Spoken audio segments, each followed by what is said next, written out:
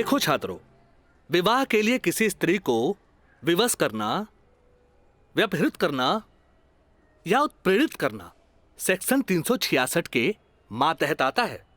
Section 376 और 375 rape के लिए है, जिसमें सजा के प्रावधान के बारे में हम आप सबको विस्तृत बता चुके हैं। सर, कृपया हमें 120(b) सेक्शन के बारे में बताएंगे? बैठो काजल, तुमने बहुत अच्छा याद दिलाया। अब तक आप लोग सेक्शन 362 और 361 के अपहरण से संबंधित प्रावधान के बारे में जाना। सेक्शन 120(b) भी 2 या 2 से अधिक व्यक्तियों के द्वारा कोई वैध या अवैध कार्य करने या करवाने को आपराधिक षड्यंत्र कहते हैं। ओह, टाइम इज ओवर। कल इसका विस्तृत ब्यौरा बताएंगे।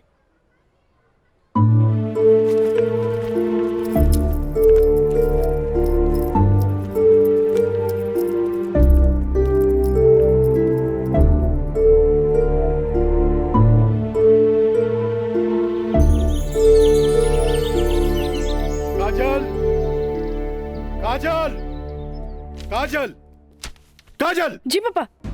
ये हम का सुन रहल बानी? तू 2 दिन से कॉलेज नहीं गेलू, आगे पढ़े लिखे के इरादा नहीं घेका। तू अच्छी तरह से जाने लू के खानदान में ग्रेजुएट से कम पढ़ल लिखल के अनपढ़ गिनल जाला। और तू तो अभी तक ले कॉलेज का मुंह ना देखेलू, खाली एडमिशन भइला। अरे हम कुछ पूछा था, हमरे बात का जवाब दो। पापा, वो कॉलेज में पढ़ाई कम और छेड़छाड़ ज्यादा होला। वाह, बड़ा अच्छा बहाना हो गई है। आजकल कॉलेज में छेड़छाड़ होके लागल है। अच्छा ये बताओ, तुहार दादी भी तक कॉलेज जात रही? वो घड़ी इक्का दुक्का लड़की से भी कॉलेज जात रही। और जब तुहार मतारी कॉलेज जाए लगली तो कुछ लड़की लोग जात रहे। वो घड़ी भी तो लड़कन सब छेड़खानी करत रहे। और आजकल तो कॉलेज में आधे आध लड़कियन सब हो गई, तो तोरा के छेड़खानी के बहाना हो गई। कान खोल के सुन ल काजल, हमरा घर में पढ़ाई लिखाई खातिर कौनो बहाना ना चली, बुझलू? काल से तू कॉलेज जाइबू तो कॉलेज जाइबू, समझ लू कि ना? का समझ लू? ठीक बा, ये कि काल से हम कॉलेज जाए। गुड, ठीक है।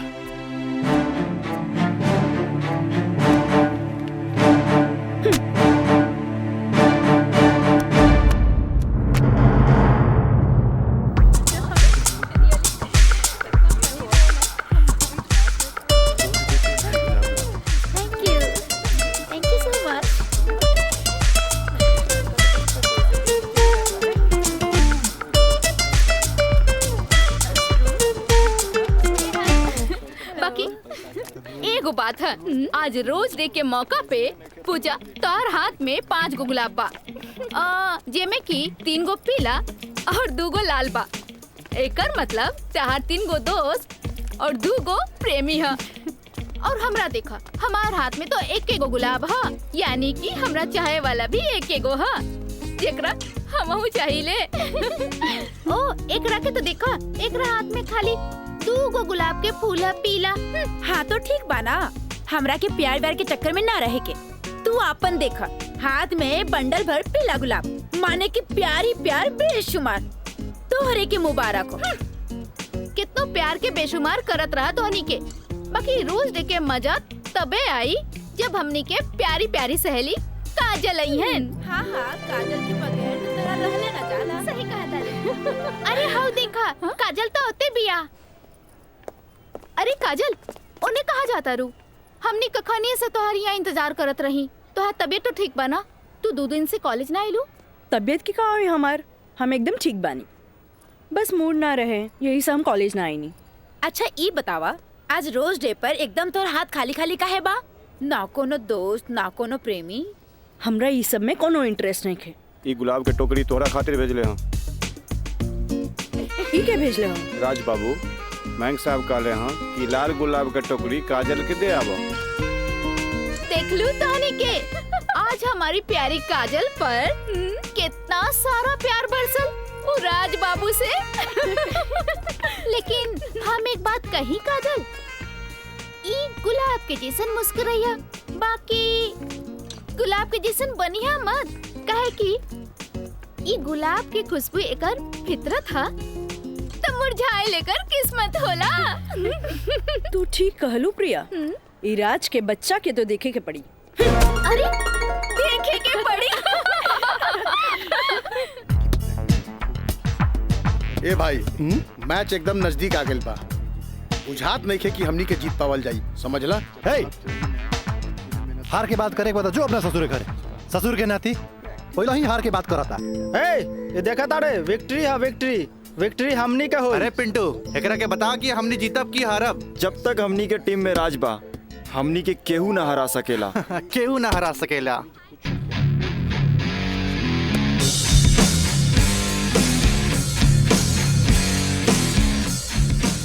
मयंक, हाँ राज, जीत केकर होई? जीत तो हार हुई और के कर हुई, और जीत सिर्फ फुटबॉल में ही ना, प्यार में भी हुई। यही से एक टुकड़ा गुलाब का फूल भिजवा दे लिया, लेकिन यार गुलाब बहुत महंगा हो गया। अरे 500 रुपया हमारे पॉकेट से लग गई। समझ गई नहीं तोर नौटंकी। इले 1000। पीछे से आवत भी तोहर प्यार और हम चन्नी बाजार। हेलो काजल। हाय, एक सेकंड। चलो लोगिन फैन, मैदाने में अब देखल जाई। हाँ हाँ चला चला। राज, तोहरा हम कैसन लड़की दिखत बानी? शरीफ, अच्छी लड़की। गलत, तोहरा जैसन लड़का खातिर हम एक बहुत ही बदमाश लड़की बानी। अच्छा ई बतावा, टोकरी भर फूल भेजे के का मतलब रहे? मतलब ई की दोस्ती और ई प्यार के फूल ह, एकरा मुरझाए मत दिया। ए काजल, अपना दिल में हमेशा दोस्ती और ई प्यार ला जगह बनैले रहिया। ई जन्नत में बनेला, एक एक वो बिखरे मत दिया। रिश्ता जन्नत में बनेला, बिखरे मत दिया। देखा राज, अब तक हम तोहार हर छेड़खानी के नजरअंदाज करत रही, लेकिन अब टोकरी भर गुलाब के फूल भेज के अपन अमेरिकी दोस्त जमावे लगला। तोहरा पता नहीं कि हमार बाबूजी कोर्ट में पेशकार बाड़े और उनका वास्ता रात दिन गुंडा मवाली और पुलिस से होत रहेला, और ई भी जानला वो गुस्सेल भी जरूरत से ज्यादा बाड़े। वो तो हम तारा के देखते बुझ गल रनिया। वो थोड़ा सा हम तारा प्यार मोहब्बत का दिखा देनी, तू तो हमरा के गुंडा मवाली के लाइने में खड़ा कर देलू। देखा, हमरा ना चाहिए ऐसन प्यार व्यार जेकरा खातिर हम अपन सहेली के बीच में मजाक बन जाई। बड़ा खिसियाइल बिया, पट्टे वाला तो नइखे बुझात, पर हमरा भी तो उहे के पटावे में मजा आवेला जो ना पटे वाला होखे। पेशकार साहब। अरे मिथिलेश, बैठा बेटा। Thank you. पेशकार साहब, हाईली फाइल अगला हफ्ता के हर केस के तारीख पूरा ब्यौरा के साथ तैयार कर देनी है। भाई वाह, एगो साइंस के स्टूडेंट होके तू सिविल कोर्ट ज्वाइन कैला, हमार फाइलो तैयार कर देला जी।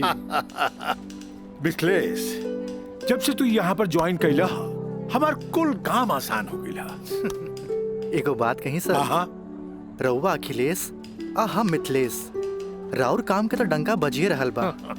अब हमरो तो कुछ सेवा करे दी। जानी ले, एमे हमरे फायदा बा। एगो क्लर्क होके हमरा फ्री में पेशकार के अनुभव मिल रहल बा। आज ही फाइल तैयार करे में तो तोहरा पूरा दिन लग गेल होई। चला, कोनो बात ना, यहाँ से सीधे घर चले के आ खूब बढ़िया नाश्ता करेंगे। आवा।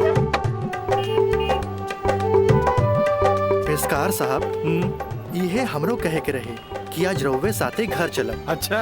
असल में काजल के एग्जाम नजदीक बा, से उनका खातिर कुछ नोट्स तैयार कर ले बानी, जे दे भी देव।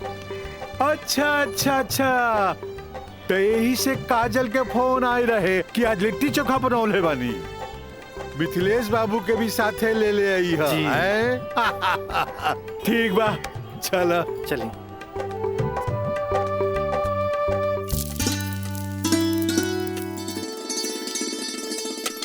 काजल। हाँ माई, बेटा तनी है बैगनवा देख तो।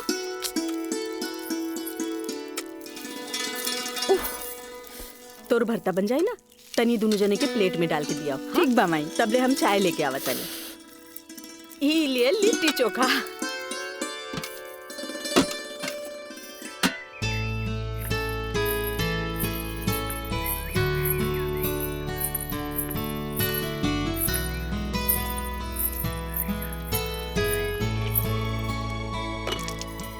का काजल, कैसन बारू? हम ठीक बानी। नोट्स लेनी की ना? अरे कैसे ना लेती, तहरा हाथ के पंजाबियन के भी फेल करे वाला बैंगन भरता जी खाए के रहे। ठीक कहला मिथिलेश, अपने काजल के हाथ के बनावल भरता के कारण ही सगरो रिश्तेदार के आवन जावन लागल रहेला जी, वरना ये मोबाइल त रिश्ता नाता के अलगे ही कर देला सर। जी बिल्कुल सही कहनी। काजल, हाई ला अपन नोट्स। हमार अंदाजा है कम से कम इमे से 2-3 सवाल तो जरूर आई। अरे खा भी मिथिलेश, लिट्टी ठंडा हो जात बा। जी।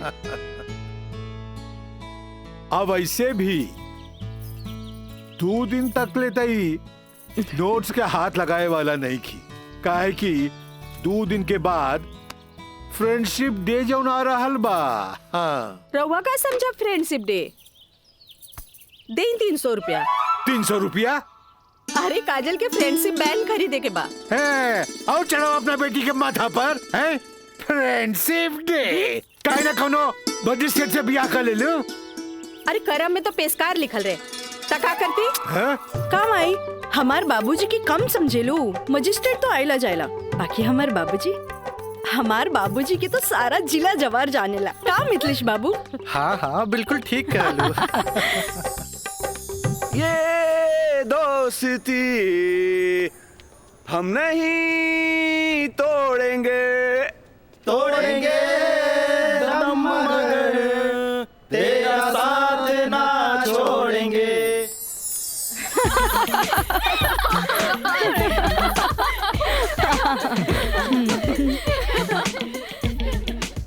फूल बन के मुस्कुराना भी जिंदगी है, मुस्कुरा के गम भुलाना भी जिंदगी है। क्या बात है। तब मिल मिल के दोस्ती निभाना भी जिंदगी है। अच्छा, हमने के दोस्त तो बरले बानी, बाकी तू कैसन दोस्त की बात कर रहल बाड़ू? ई हमरा समझे में ना आइल। सपना, तू समझ लू का? ना, हमरा तो बिल्कुल ही समझ में ना आई। वही तो। ई का समझी, बाकी हमरा समझ आ गई। कहा तो बता दी। अरे बताओ बताओ। दोस्ती हर चेहरा के मीठ मुस्कान होखेला, दोस्ती ही सुख दुख के पहचान होखेला। वाह वाह वाह। अगर रूठ भी जाए कोई दोस्त त दिल पे ना लेवे के, काहे की दोस्ती त सुख दुख के पहचान होला। और हमार मानना बाकी अगर कोई सच्चा दोस्त रूठ जाए तो ओकरा के त मना लेवे के चाहिए। बिल्कुल सही। बाकी हम एक कर जरूरत ना समझी, काहे कि बुरा दोस्त कोयले के समान होकेला, गरम होके तो हाथ जला देवेला और ठंडा होके तो हाथ काला कर देवेला। बड़ा आए दोस्ती समझावे वाला। तू लोग सुना इनके प्रवचन, हम जाते अरे तनी रुका तो।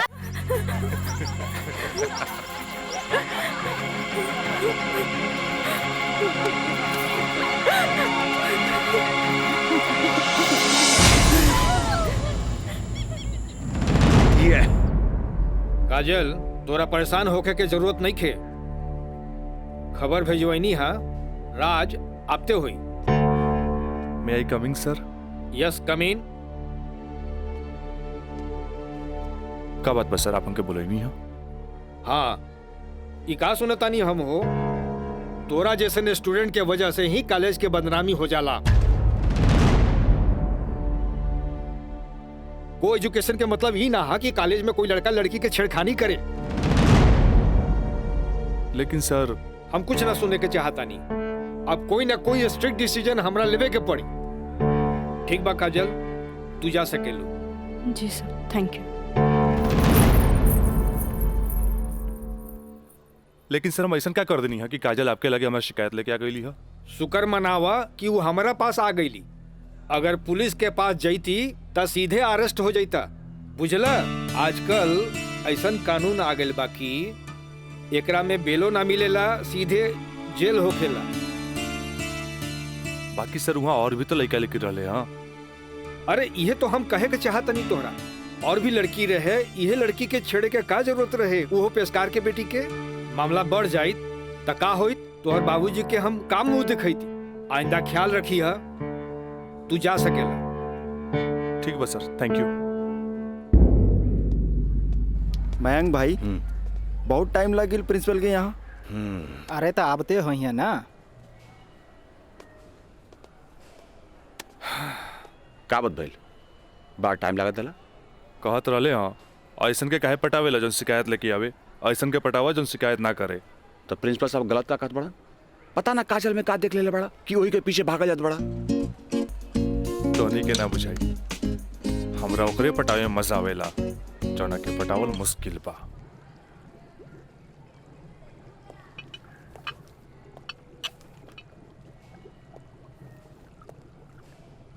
क्या हो रहा है? जी सर। ए पिंकी, हाँ रिटन एग्जाम तो बढ़िया गए, बाकी लागत कि प्रैक्टिकल तो हमरा ले डूबी।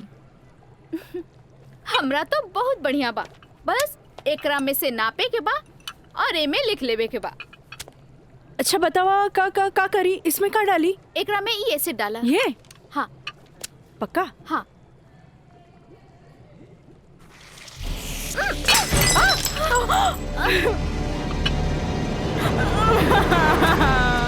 अरे काजल!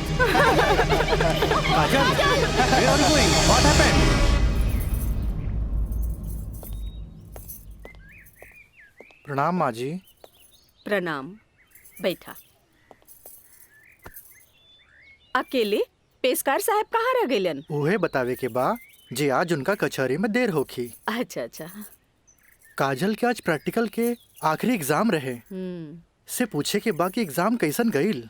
अब देखा बहले तो ऐली ना, कैसन जाए कहा जाए कुछ समझ में नहीं ख्यावत। अभी औते हुई ई देखा। अरे का? अरे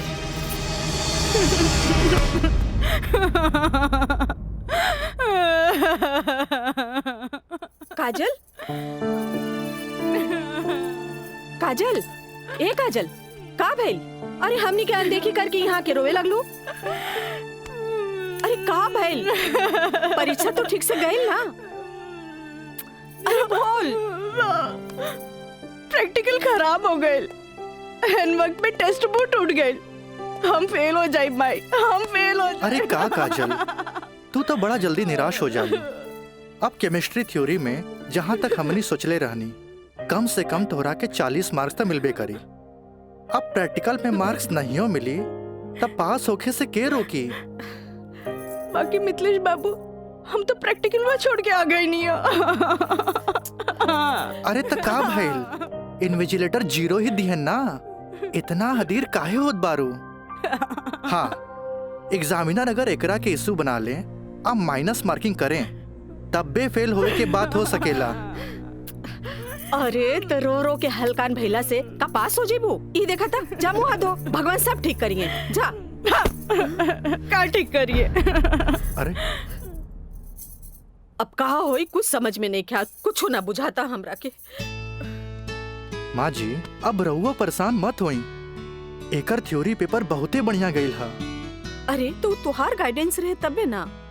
अरे साइंस के स्टूडेंट रही त गाइड कर देनी, एमे का। ता ठीक बा, अब तू ही समझावा ओकरा के। ठीक है। आई लघु हो जा चुप। भैया एक सैंडविच लाइए। हाँ हाँ ले।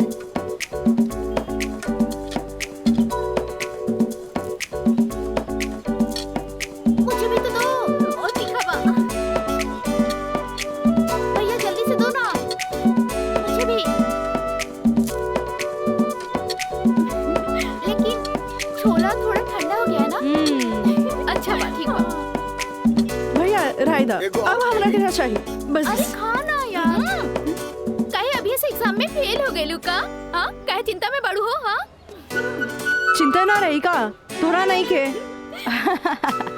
Excuse me girls. काजल, तू तो बुझाता कि अभी लेक हमरा से नाराज बाड़ू। अरे नाराज तो हम हो रही तारा से, पर हमरा हमार दादाजी के सिखावल एगो बात याद आ गई। कोई भले ही बोए तोहरा ला काटा, तू बोए ओकरा ला फूल। देखा काजल, तू तो प्रिंसिपल साहब से जाके हमार शिकायत कर देलू, पर हमरा हमार दादाजी के सिखावल उ बात याद आ गई। भाई तो उनकर पोते नू, हम जकरा चाही लेनू ओकर पूरा ख्याल रखीले, है ना? देखा है ने, और ये बात के पता तोरा बड़ा जल्दी लग जाई, बुझाइल? गर्ल्स, आप लोग के रिजल्ट आ चुकल बा। अच्छा, और ये क्लासरूम में आप लोग का रिपोर्ट कार्ड बांट रहल बा। जाई चल चल जल्दी चला। अरे जल्दी चला। एक काजल, कांग्रेचुलेशन, आपके केमिस्ट्री के प्रैक्टिकल में 20 में 20 मार्क्स मिलल है। Mister Raj, for your kind information, हम केमिस्ट्री प्रैक्टिकल एग्जाम ही छोड़ देनी है। ऐसे अपन कांग्रेचुलेशन अपने पास रखी। हाँ। Roll number 31। यस सर।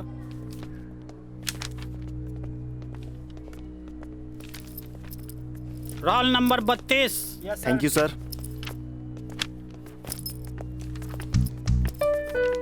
Roll number 33। यस सर। Roll number 34। यस सर। Roll number 35।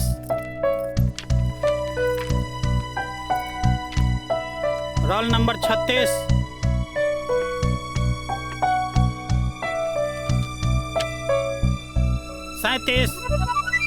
Roll number 38।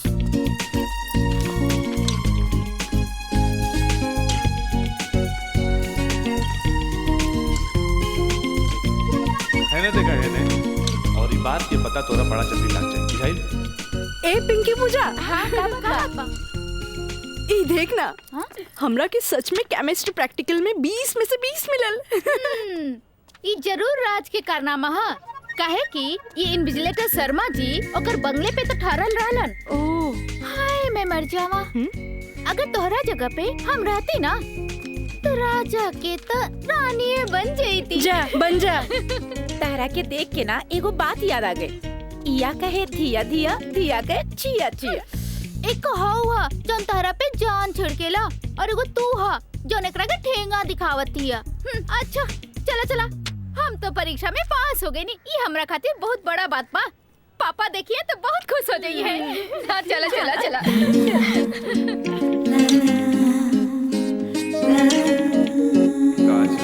दादाजी के सिखावल एगो बात याद आ गई। कोई भले ही बोई तोरा ला काटा, तू बोई ओकरा ला।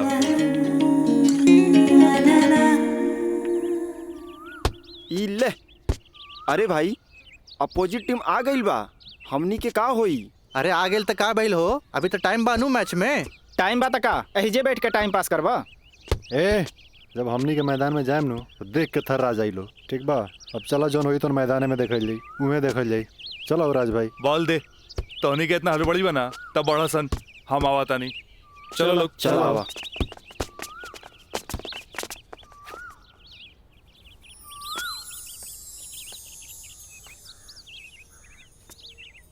सुनो,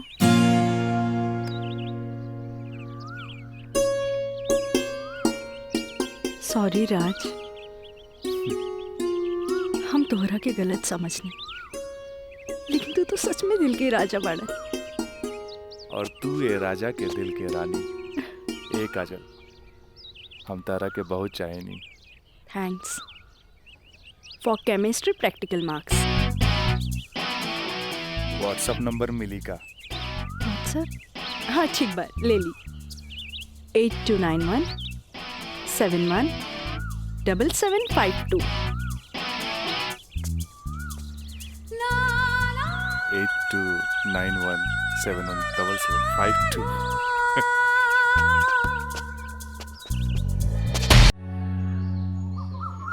अच्छा ये बताओ यार कि तो हम लोग का प्यार, मतलब हाँ प्यार कब से चला था? काजल बताओ ना। बाय। काजल, हम दोनों एक दूसरा से प्यार करेले, फिर भी तू हमरा से दूरी बना के काहे रहेलू? राज, हम कोनो ऐसन वैसन लड़की ना है। जब तक शादी ना होखे तब तक हमने की दूरी बनौले रखे के चाहिए। गुड, तहारी ये आदा हमरा के निक लागेला। हैने सुना? हाँ? देखा राज, तू हमार कोनो फायदा ना उठा पाई बा। एक मिनट, हम आओ तनी।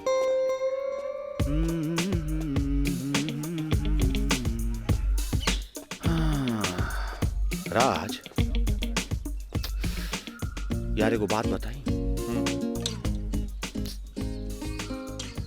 काजल अब यार हमरा के भी अच्छा लगे यार। हम एगो बात बताई। तू हंसुआ के बिया में खुरपी नियन गीत मत गो।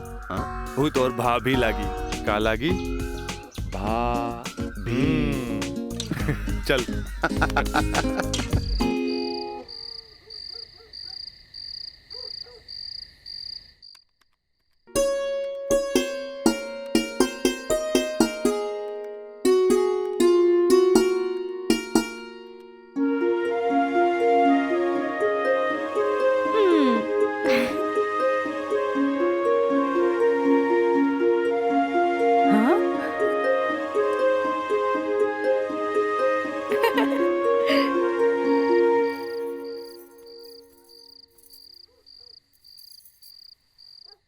घर के सब काम निपटा ले लू। हाँ। ब्लड प्रेशर के ई लोसर एज खात खात रउआ के सालन बीत गए। अरे एक बेर डॉक्टर से पूछ लेती कहीं गोलियां तो ना चेंज करे के बा। एकर साइड इफेक्ट भी होला। एक बेर हमार बाबूजी के पैर ऐसे ही सूज गए रहे। जब गोली चेंज भइल तो एकदम ही ठीक हो गइल। तू हमार कितना ख्याल रखेलू। अच्छा ये बतावा, तू अपन थायराइड के गोली खा लू कि ना? अरे कहाँ खाइला, 3 दिन से तो वो खत्म हो गइल बा। का गोली खत्म हो गई? तू हमरा का बतैलू ना कि गोली खत्म हो गई। तो अरे तू मरबू, तू एक दिन जरूर मरबू। फिर हमरा से ये ना कहिया कि हमार ख्याल ना रख ले। अरे जब मरिए जाए तो कहा बोलब। तब तू का चाहेलू, हम जिए थे जी मर जाएं? हैं? तो हाइला, आज के बाद हम हो दवाई ना खाई। राउर पारा चढ़ गई। हाँ? तलवा के लहर माथा पर चढ़ गई। अरे तलवा के लहर माथा पर ना चढ़ी तो क्या हुई? तू दवाई ना खाइबू तब बिस्तर पकड़बू। फिर घर के चूल्हा चौका घर बाहर के देखी? अरे हमरा तो कचहरी के काम से फुर्सते ना मिलेला। फिर बैठ के तुम्हारी सेवा के करी? अरे के करे कहा था सेवा? मत करब, मरे दे, मत ले बापन कचहरी से छुट्टी। तू तो यही चाहता रू कि समाज हमरा के रनवा बन के फिरत देखत रहे। हे भगवान माफ करी हमरा के। अरे तू हमरा के माफ करा। जाई। अब हमरा कोनो जुगाड़ करे के पड़ी। काजल। हाँ काजलवे के माथा चाटी। काजल, काजल जी का करता रू? पढ़ाई करत रही, वो इंटरनेट से कुछ नोट्स लेत रही। ठीक है काजल, तो क्या हमार क्रिया आज से तो हाथ ड्यूटी है कि तू अपना माई के रोज भोरे भोरे थायराइड के गोली देबू। अरे वो तक खुद मरी है और हमने सबके भी मार दी है। कॉलेज जायलू ना? जी बाबूजी, लाइब्रेरी में पढ़ाई खातिर कल संडे है, फिर भी हम जाए। ठीक ना बाबूजी? Good, very good. ऐसा ही पढ़े के चाहिए, तब तरक्की करबू।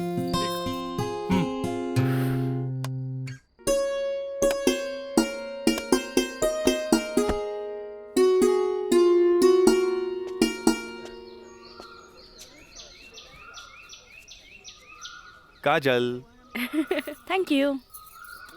काजल, हम दोनों एक दूसरा के बहुत चाहिए।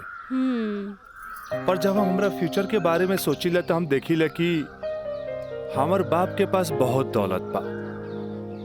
उनकर दौलत के संभालत संभालत हमार जिंदगी गुजर जाई। हमरा ये आम आदमी नियन नौकरी चाकरी करे के फुर्सते ना मिली। अब बस तू हमरा जिंदगी में हमार जीवन साथी बन के आ जा तो हमार जिंदगी एकदम मजे में गुजर जाई। ए काजल, तू काहे ना अपना बाबूजी से हमरा बारे में बात करेलू? बाबूजी से? ना बाबा ना, हम ना बोल सकेनी। हमार बाबूजी बहुत गुस्सेल बाड़न। वाह भाई वाह, एक लौता बेटी भैला के बाद भी तू अपना बाबूजी से बात न करबू काहे कि बहुत गुस्सेल बाड़े। और एक लौता बेटा भैला के बाद भी हम अपना बाबूजी से बात ना करब काहे कि बहुत पैसा वाला बाड़े। ऐसा में तो हमनी के सपना धरल के धरल रह जाई। काजल, काहे ना हमनी के भाग के शादी कर ले जाओ? बिना बतैले भाग के शादी कैसे कर सकेनी? हाँ काजल, हफ्ता भर के तो बात रही। हमनी के भाग के कहीं भी शादी कर लेल जाए और ओकरा बाद अपना अपना बाबूजी के बता देहल जाई। सोचत का बाड़ू तारा से ऊंच कूल और धनाट घर के हई। जब तू अपना बाबूजी के बतैबू नु तो ना कर पाई है।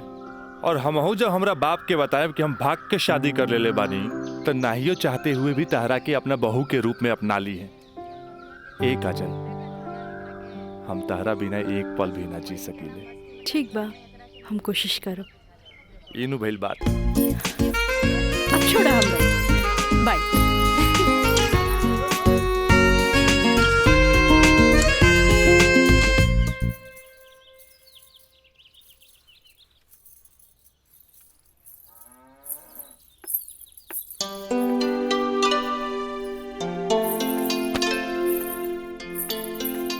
काम आई तोहरा से आराम नहीं के होत का? जब देखा काम का सिर्फ काम ही करबू। हमारा आराम के छोड़, ई बता हमरा से तोरा के का काम पड़ गई जे हमारा आराम के सोचे लगली? काम आई, हम तो हमेशा सोचनी ना माई। कॉलेज से एक हफ्ता एक्सकर्शन खातिर हमनी के हजारीबाग जाए के बाद हम डैडी से ये बात नहीं के बोल सकत। परमिशन दिला दे ना माई प्लीज। हमरा के मजौवा के समझ ले ली का? हाँ, अरे हमहू ग्रेजुएट बानी। ई होली में तोरा के कौन कॉलेज लेके जाता? वो होली तो मार्च में पड़ी, अभी तो फरवरी चल रहा बा। एक के हफ्ता की तो बात बा माई, प्लीज माई प्लीज। अच्छा, तोर बाबूजी आज ऑफिस नहीं खे गइलन, मिथिलेश के संगे बैठल बाड़े। कौनो शादी में जाए के बा, चल कोशिश करत आनी। थैंक यू माई। मिथिलेश, ऊ कहल जाला ना कि हाकिम के अगाड़ी या घोड़ा के पिछाड़ी ना रहे के चाहिए हैं? मजिस्ट्रेट साहब के इकलौती बेटी के बियाह, यही से हम खुद चलता नहीं तो हम न्योता तोहरे हाथे भिजवा देती। अरे रउआ चलती तो उनको भी खुशी होत। हाँ, ए जी। लेकिन हाँ? ई का कहतिया? का कहतिया? अरे कॉलेज टूर पे एक हफ्ता खातिर हजारीबाग जाए चाहतिया। ये एजुकेशनल टूर आके पिकनिक? एजुकेशनल टूर बोली ना। ये तो निम्मन बात हो सर। स्टूडेंट्स के बाहरी दुनिया देखल उतने जरूरी है जितना विषय के ज्ञान। ठीक है, एजुकेशनल टूर होता मैं अलाउ करता नहीं, बाकी नो मटर गस्ती, ओनली पढ़ाई। जी पापा। ये बतावा ये सब में कितना खर्चा आई? 2-3 हजार पापा। तू हमारे से 5,000 ले ला, ठीक है? थैंक यू पापा। चलो तू हमरा के दिखावा कि वो न्योता के कागज तैयारी कर ले बाड़ू। चलो मिथिलेश, हम आवत हैं, बैठो। जी सर जी। Thank you so much Mithilesh बाबू। अगर रउआ ना बोलती तो ये हरगिज ना मानतन। अरे वो तो हम तुहार मुंह देख के साथ दे देनी। जा मजा करा। कैसन लागल? वाह, सो ब्यूटीफुल। ये कहाँ लेके आ गई ला? पहले चला था तब ना पता लगी। उतरा। अरे स्टैंडवा कहाँ चल गई?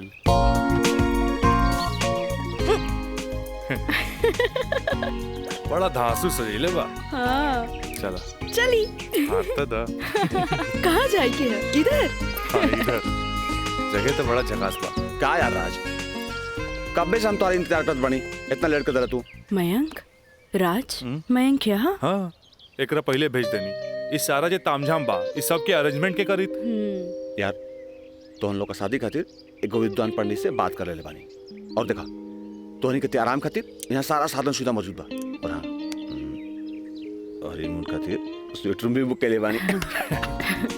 और देखा अब हम निकलता नहीं, कहे कि हमारा के मंदिर जाए के बा, और मंदिर जाके पूरा शादी का सामग्री लेके आए के बा। बाप रे, इतना सब तैयारी। अरे शादी की करबा, हमार दोस्त राज का शादी बा। गलत बात। शादी होता हमार सपना के शहजादी काजल के राज के साथ। अच्छा देखा यार, जो तो पैसा दिला सब पैसा खत्म हो गई कुल ताम झाम में। ऐसा करा कि तू 25,000 रुपया और दे दा, क्या है कि बहुत सारा काम बाकी बाबी। पैसा के कौन बात भाई, ये ले। अगर बाबूजी अगर ये शादी करते नु तो लाख के खर्चा लाखों में चल जाई। दोस्त महिम रिश्तेदार पूरा शहर के बुलाते। और वैसे भी तो बाबूजी जब रिसेप्शन पार्टी दी है तो जाई खर्चा बढ़ी। अच्छा हम निकल रहे हैं, बहुत सारा काम बाकी बा। ठीक बा, तू लोग आराम कर। चलो बाय बाय बाय। तो काजल अब तक गला लगईबू नु यहाँ तो यहाँ के जाना था हमनी के। ओ Raj, I love you. I love you too. जुबान निकालिए। बंद कीजिए, ठीक है।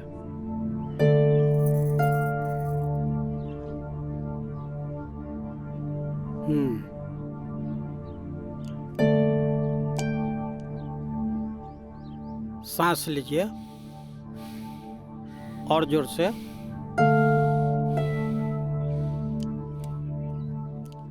घबराए के कोई बात नहीं है। ऊपर के बीपी थोड़ा बढ़ गई है। अच्छा। से लागता कि काम के प्रेशर ज्यादा बा। जी नया मजिस्ट्रेट आइले हाँ से कुछ ज्यादा ही फाइल इनके हवाले कर देले हाँ। ठीक है, ठीक हो जाई। अभी आंख लगल बा, सोए दिन का के।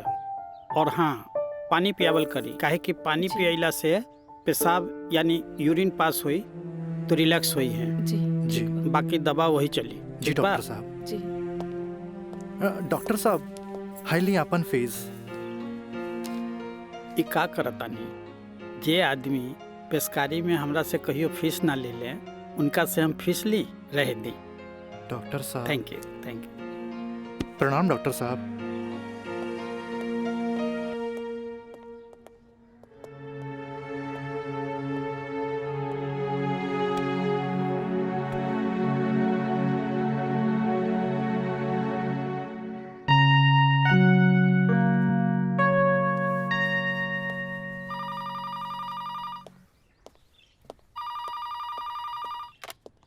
हेलो, हम काजल बोले तानी। हाँ काजल बोला, कैसन बारो?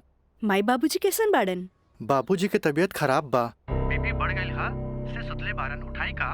हाँ, नहीं छोड़ दी, यहाँ सब ठीक बा। आप कैसन बानी? हाँ हम तो ठीक बानी। माई के बुलाई का? ना रहे दी, आके हम सरप्राइज दे। Okay by.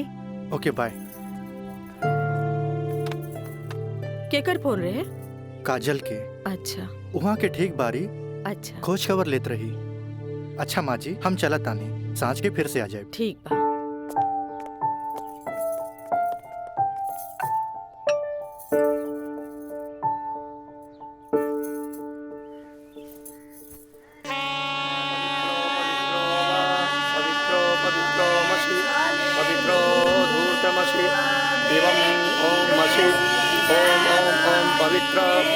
पवित्राः केशवाय माधवाय सर्वेश्वराय अपितु स्वाहा तत्पुरुषाय स्वाहा। ओम नमः स्वदन्ताय सहस्राक्षाय सहस्रपदे पूर्वशे पवित्रमशे सर्व ऊर्ध्वमशे चन्द्रमशे वामाय ओम ओम ओम बुधाय ओम पवित्रो वा पवित्राय नमः सावित्रे नमः पवित्रे नमः तत्पुरुषाय सर्वेश्वराय नमो नमः। ऊर्ध्वमशे पवित्रमशे सर्वमशे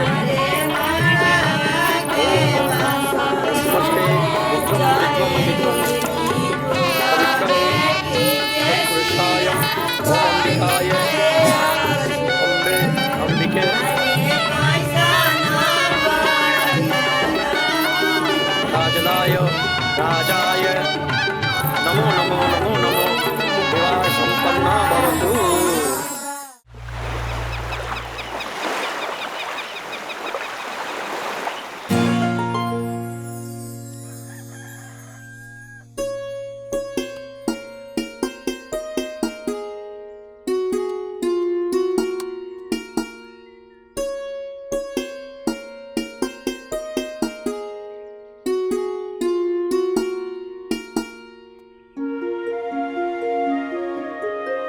काजल, काजल,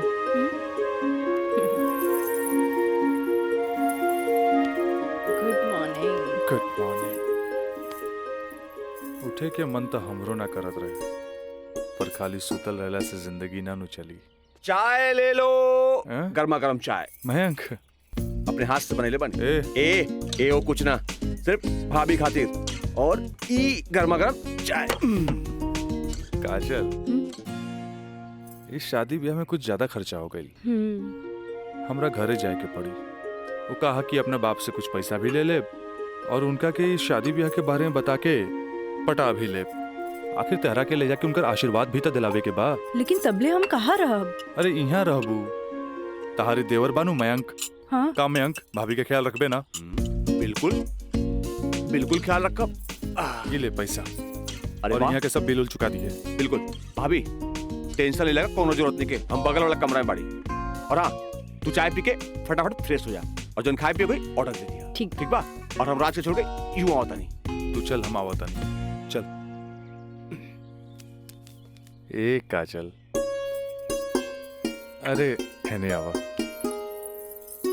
कल साझे लिख के तो बात बा, हम यूं गई नहीं यूं आई नहीं। और वैसे भी अब तहरा बिना हमार मन कहा लागी। अब जाई भी और जल्दी आई। ठीक बा।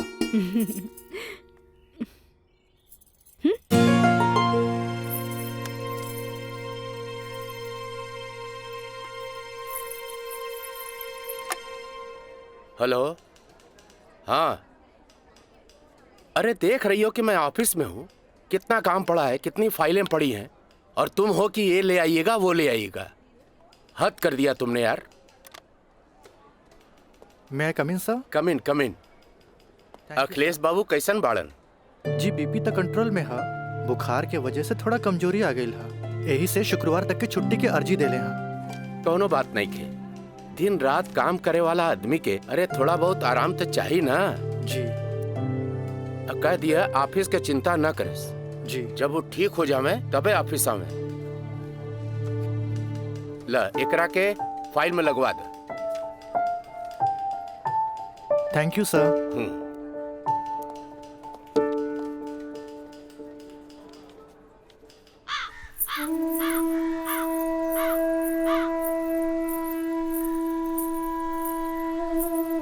अरे भाभी आइए बेटी।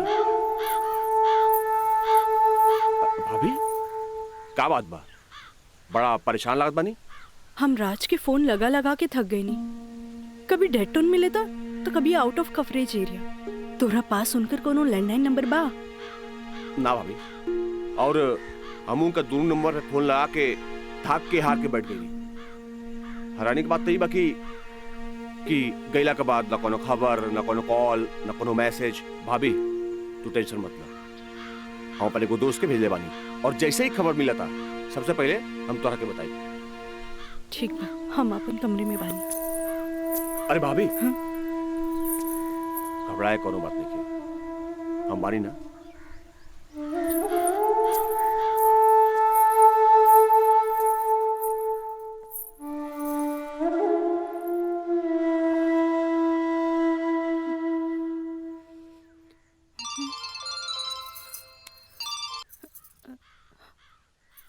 काजल, ट्रिप कैसन जा रहल बा? ट्रिप ठीक बा। का बात बा? तोहार आवाज में खनक नहीं खे? नहीं, ऐसा कोनो बात नहीं खे। हमार मतलब सब ठीक बा।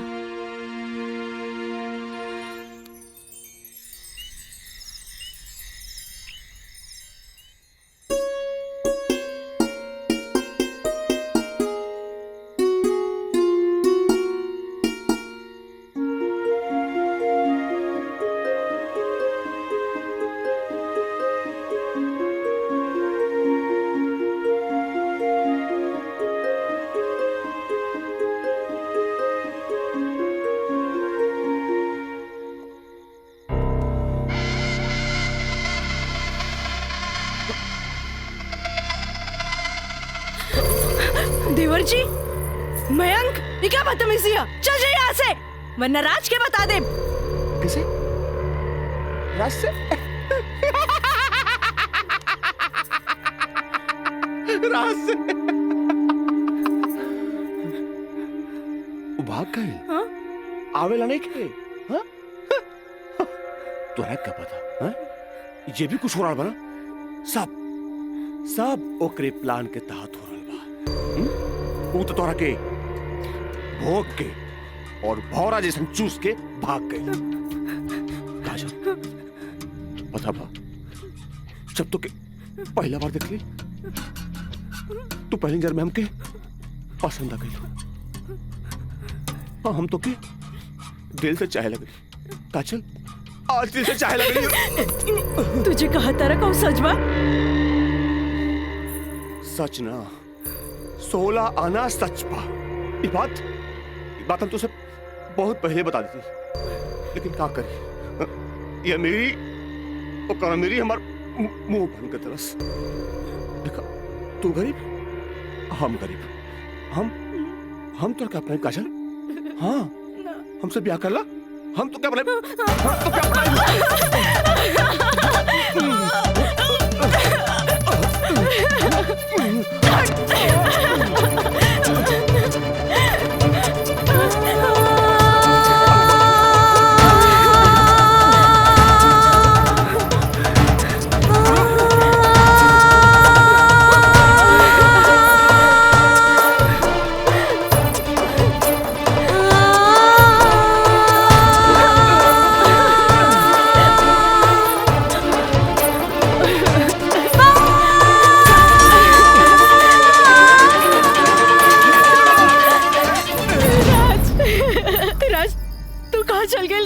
छोड़ के महंग तो और काजल के बर्बाद करेंगे चाहत रहे। तू बोलत काहे नहीं कि राज बोली ना। हम जहाँ भी गए रही तोरा का मतलब बा, और ये मयंक वैसे भी तोरा सारा के सारा सच्चाई बता देले होई। ये हमार बदला है काजल, बदला। प्रिंसिपल से शिकायत करके ते हमरा के पुलिस और कानून के धमकी तो दिला देले रहलिस, पर अब ब्याहता बन के सुहागरात बनेले बाड़ी। एकरा के छेड़खानी और रेप के नाम तो नानू दे सकेली। भाभी देख ले हम कितना गला फाड़ के चिल्लाता ली, गला फाड़ के चिल्लाता ली। भाभी हमसे ब्याह कर ला, हम तो जिंदगी भर साथ निभाए, लेकिन ना तो हार तो खोपड़िया में औते ना रहल। देख ला, ठीक है ही तो कहा था ही। हाँ? एका चल तू मयंक से ब्याह कर ले, ऐसे भी एकरा हमार जूठन खाए की आदत बा। तू अब बस हमारे को जूठन बारू, जूठन जूठन।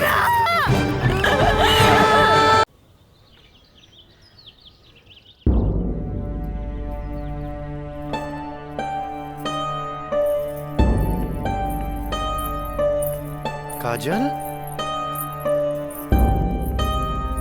काजल कहाँ भइल माई बाबूजी के? अरे ये ठीक बाड़न, दवाई खा के सुतल बाड़न। रुका हम उठा देता नहीं। ना माई रह दे, आराम करी दे।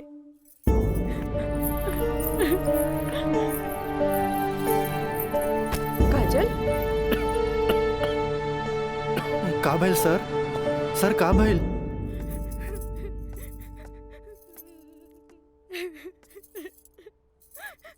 काजल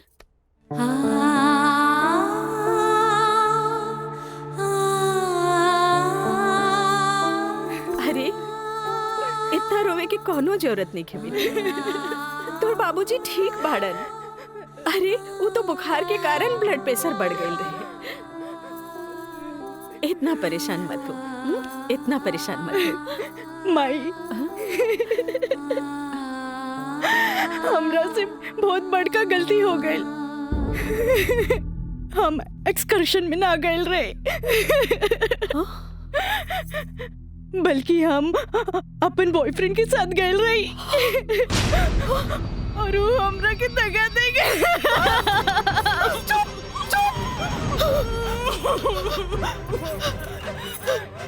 सच सच बता, सच सच बता। कहाँ भाई? तू ठीक तो बाड़ी ना? तू ठीक तो बाड़ी ना? हम ठीक तो ना बानी माई।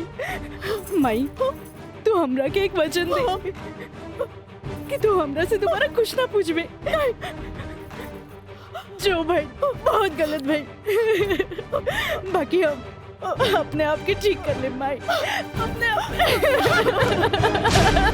काजल,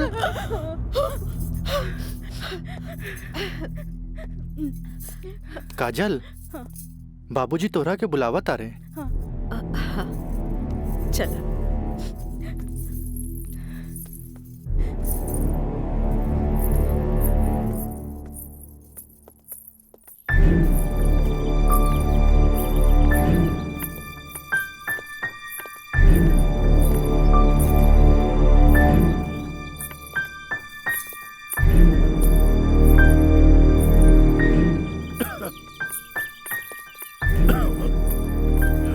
प्रणाम बाबूजी।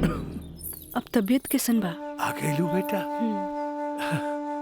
ठीक है बा।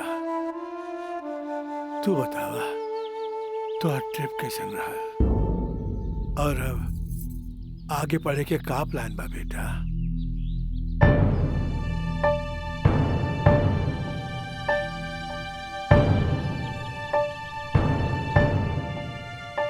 बतैलू ना बेटा। पापा हम वो साइंस ना पढ़ के लॉ पढ़े के चाहता नहीं। तो ओकरा में का बात है बेटा? विषय कोनो खराब ना होखेला, पर जरूरत है तो ओकरा में अच्छा करे के। अगर तू लॉ ज्वाइन करे के चाहता रहो तो लॉ ज्वाइन कर ला।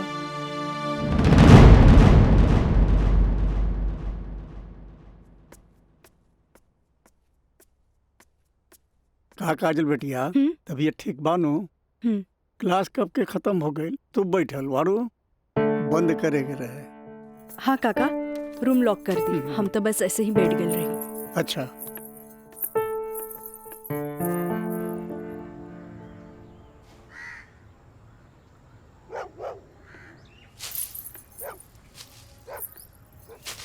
काका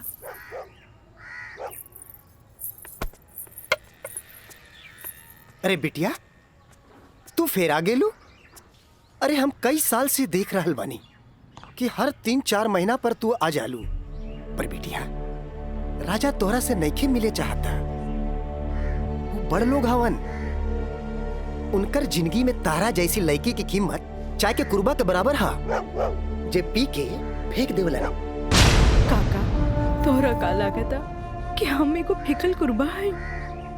नहीं बिटिया नहीं, ऐसे बात नहीं के जे हम देखिला से बताइनी।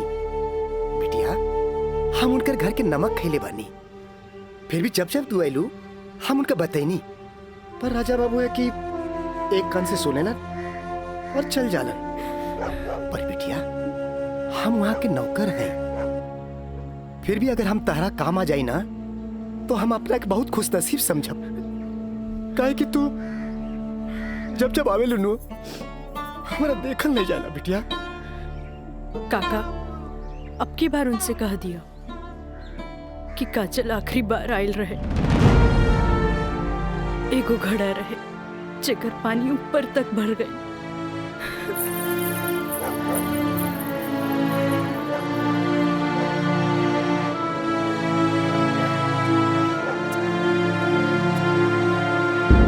मैडम जी ये कुछ बिल है, कारपेंटर बिल है, ये टेलीफोन बिल है और ये लाइट बिल है और कुछ वगैरह वगैरह काफी बिल है, आप देख लीजिए।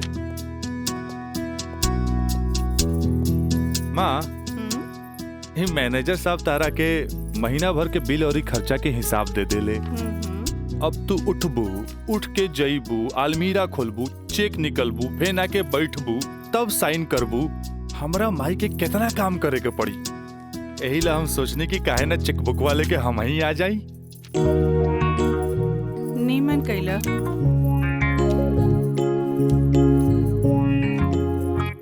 अच्छा तो तू एम्मा अपन 50,000 का चेक पहले से भर ले बाड़ा, तभी तो हम समझे कि माई के इतना मस्का काहे के। माई अब तू ही बताओ कि इतना अमीर बाप के लड़का हई तो दोस्त महीन के टाइम टू टाइम पे पार्टी तो देहे क्यों पड़ी ना? देव तो हमरा बाप के ना कट जाए की ना? का मैंने सब बिल्कुल राजा बाबू। जी ले अपन बाप का ना कोच कर। इनु भइल हमरा दुनिया के सबसे बेस्ट माई वाला बात। Love you Mai. मैनेजर साहब। जी मैडम। इस सब रसीद आप एक साथ पूरा बिल कह के हमरा के दें, हम एक गो चेक काट देते हैं। जी मैडम। ठीक है जी मैडम। हमरा ई बात के बहुत खुशी बा कि रउआ लोग हमार ग्लोबल कंपनी में इन्वेस्टमेंट करे के चाहता नहीं। ये हमरा खातिर बड़ खुशी के बात बा। बाकी हमरा भी कुछ देखे के चाहिए ना कि हम दिन दुगना रात चौगुना करके रउआ लोग के पैसा लौटा दे ताकि मार्केट में हमार साख बनल रहे। Of course. Excuse me gentleman. बाबूजी, हाँ, आप हमरा से वादा कैले रहनी कि आप हमरा नया कार किन के देब। अब हम खटारा हम ना चलाएं, बुझाइल नु? I want new car, okay? Yes, Raja is right. I am witness. Okay, I will buy car for you. Thank you sir. हम चला तनी बाबूजी। तो ठीक बा, रउए कार खरीदा दे, बाकी राउर कार की खर्चा कंपनी के इन्वेस्टमेंट पे दिखावल जाई। Okay, thanks. जेपी साहब, आपका बेटा तो हीरो लगता है। आखिर बेटा के करा हमरे नु, अरे यही तो उम्र में ऐश करे के।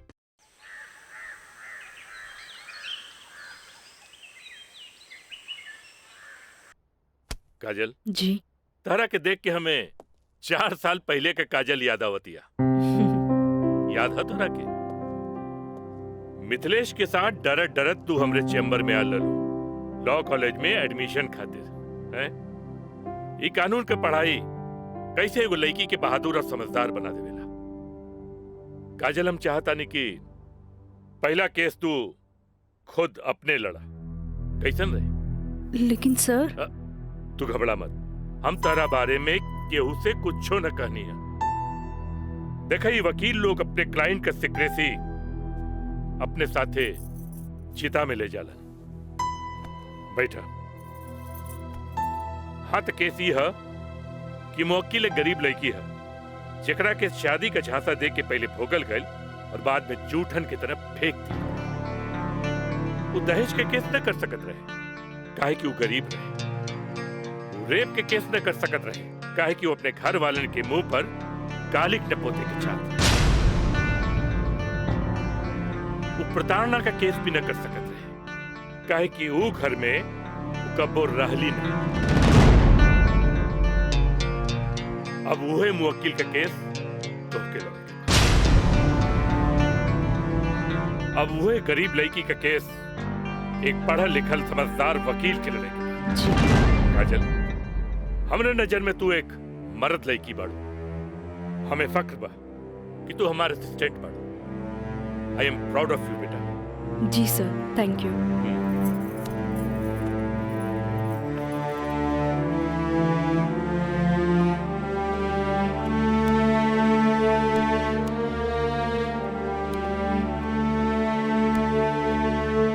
बाबूजी, लड़की हर मोड़ पे डरत रहेली। अकेले होके तो सुनसान से डर, भीड़ में होके तो लोगन के डर, जब हवा उड़े तो दुपट्टा उड़े के डर, केहू घूरे तो ओकरा आग के डर, बचपन में माई बाप के डर, बड़ होके तो भाई से डर। सिर्फ डरत रहेली, तब तक डरत रहेली जब तक ओकरा जीवन साथी न मिल जाए। और हमार जीवन साथी तो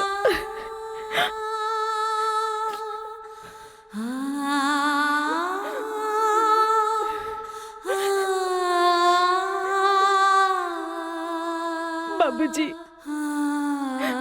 आज हमार पहला केस बा, राउर आशीर्वाद चाहिए।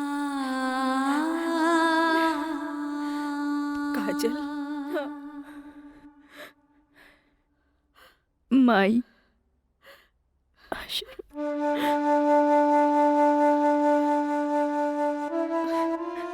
तोरा के वचन तो हम दे चुकल बानी, कुछ ना पूछेगे। बाकी जौन काम में तू लगल बाड़ू, हमारा आशीर्वाद बा तोरा के कामयाबी हासिल हो।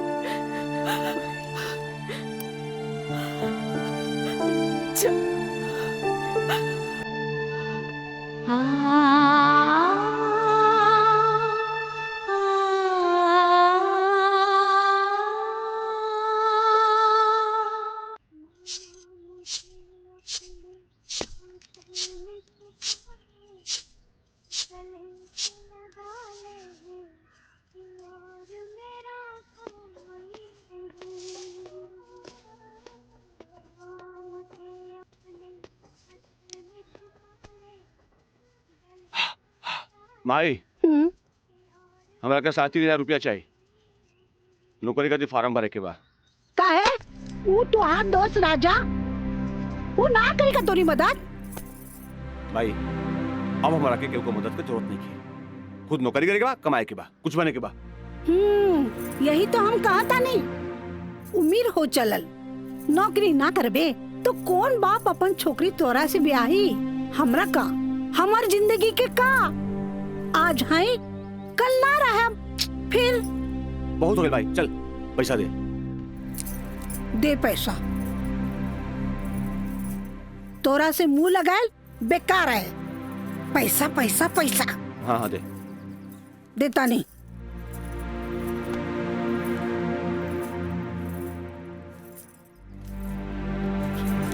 कितना? हम गिन ले ली, दे 500 और दे। ना नहीं 500 और दे। का है 3,500 चाहिए। देनी ना। चल अब ठीक काहे मांगता रे? चल जा पैसा चाहिए। एक बात कही, तू दुनिया का सबसे अच्छा माई है। चल मैं चलता रही।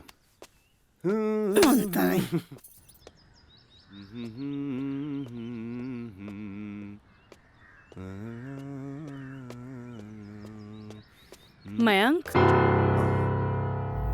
काजल तू इतना दिन बाद यहाँ?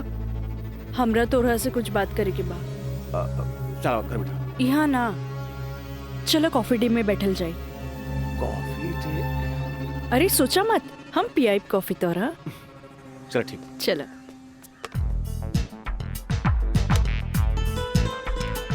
इला।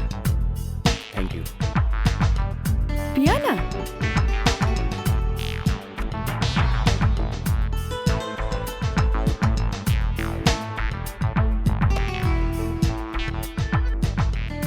काजल आज तोरा के यहाँ देख के बहुत अच्छा लगा था। और एक बार बताई, पिछले 4 साल में कौनो ऐसा दिन ना गुजरल, कौनो ऐसा पल ना गुजरल जिसमें तो के याद ना के लोग। अच्छा कुछ छोड़ा, ये बताओ कि आज हमार किससे याद है? पहले हम अपन अतीत से लड़त रही, लेकिन अब हमरा लागता कि हमें सेटल हो जाए के चाहिए। बाकी तो ही बा कि के अपना ही हमरा के। अगर तुके प्रॉब्लम ना होके तो हम तोहरा के अपना। लेकिन हम गरीब हैं। अरे तो हम कौन अमीर बानी? हम तो गरीब बानी। हम और तू चाहिए तो अमीर हो सकत हैं। वो कैसे? हमार साथ दे के। जिंदगी भर साथ दे। ऐसे ना, प्रॉमिस करा। प्रॉमिस। चला। चला। हाँ।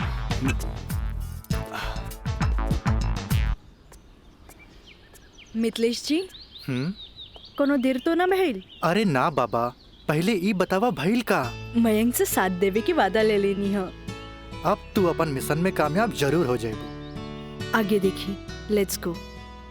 सुनी, एगो बात कही, सब कुछ जलना के बाद भी आप हमें हेल्प करत हैं, ऐसे हम कबो ना भूल सके। पहले तो ना, पर अब सोचे लगनी है कि जिंदगी के हर लम्हा में आपके जरूरत पड़ी। चल आप चली, तोरा घरे छोड़ दी।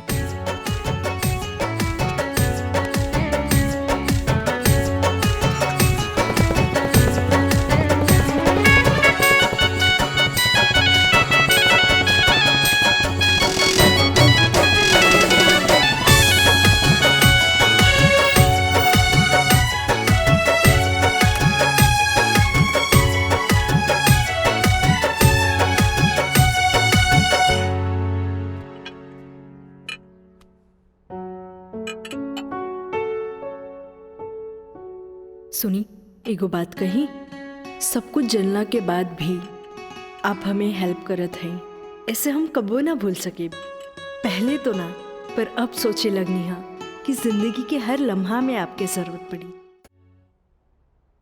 खाना लगा दी?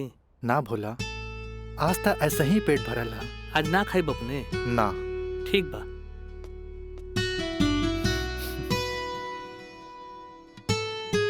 मैं पंडित देवी दत्त शर्मा।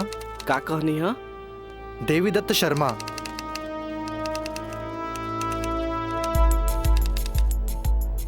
सत्रह मई के भाईल। अच्छा भैया तनी जल्दी करी, देर होता। दीही।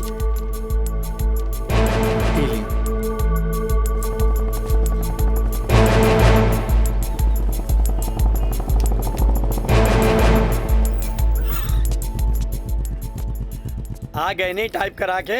जी। लाइन लाइन दस्तखत हम कर दी। एली।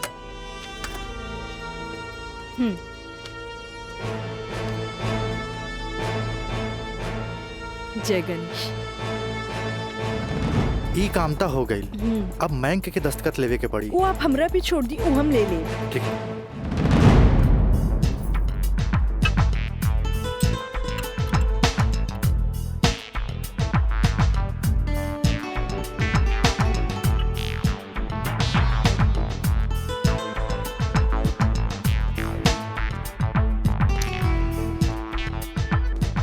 हेलो। हाय। सॉरी यार, आवे में थोड़ा लेट हो गया। अच्छा यही देखा, हम तोरा खातिर काले कैल बने। अच्छा पहले चाय पिया। इला।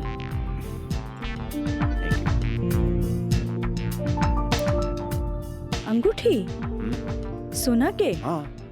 वो है इतना हल्का? मन तरह के हीरा के लेके आई थी, लेकिन का करी, पैसा का तंगी। अच्छा ई बतावा, खुशहाल जिंदगी जिए खातिर तोहरा कितना पैसा चाहिए? 20 लाख। अगर हम तोहरा पूरी 50 लाख दी तो कैसन रही? वैसे ही रही। समझ ला, अनार के आंख मिल गई। तो चला फटाफट ई पेपर पे साइन कर दे। अरे पढ़ा मत, यही से हमनी करोड़पति बन जाए। हाँ, हाँ ल। ठीक है। डॉलर भी कदम तो गिरब तो हर बहिया में ना।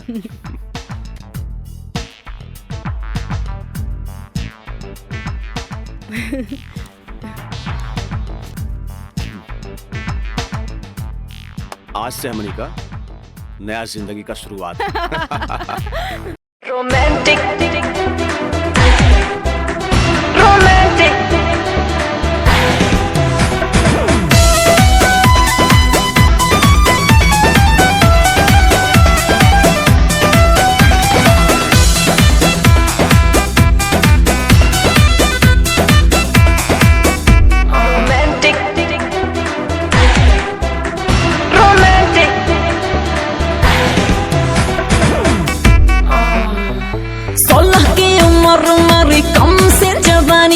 खोज रही हूँ ऐसा मुंडा जो हो खानदानी।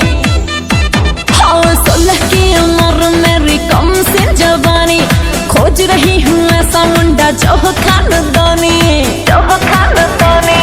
इंग्लिश नहीं चलेगा, ना चलेगा हॉटी, तो कैसा चलेगा? रोमांटिक रोमांटिक रोमांटिक रोमांटिक मर्द से करूंगी मैं शादी, तभी तो साले साले बढ़ेगा आबादी। रोमांटिक मर्द से करूंगी मैं शादी। मीना, मंजू, रेखा, कस्तूरी के डांस देख के कुछ समझ में आयल? अरे सरकार के देख के बाजार बदल जाला, बाजार के देख के साहूकार बदल जाला, आ घोड़ा के देख के सवार बदल जाला, शिकारी के देख के शिकार बदल जाला। ऐसे ही मेहमानों के बदले पे सत्कार कभी बदल देवे के चाहिए। अरे पहले के जमाना कुछ और रहे कि मर्द नाजो आदा पर लुट जात रहे, लेकिन अब जमाना बदल चुकल बा। आज के जमाना के मर्द सबके कमर तोड़ नाच पसंद आवेला। जितने कमर हिलेबू और सीना झटकईबू, मर्द उतने जल्द तोहार दीवाना हो जाए। दिखाओ करके। अरे ऐसे ना, ये देखो। कस्तूरी बाई, कस्तूरी बाई। चाहे नसीब, चाहे नसीब। तक लिया। बहुत दिन बाद तशरीफ लनी राजा बाबू। भला ऐसे भी केहू केकरो भूल जाला। आए बैठ।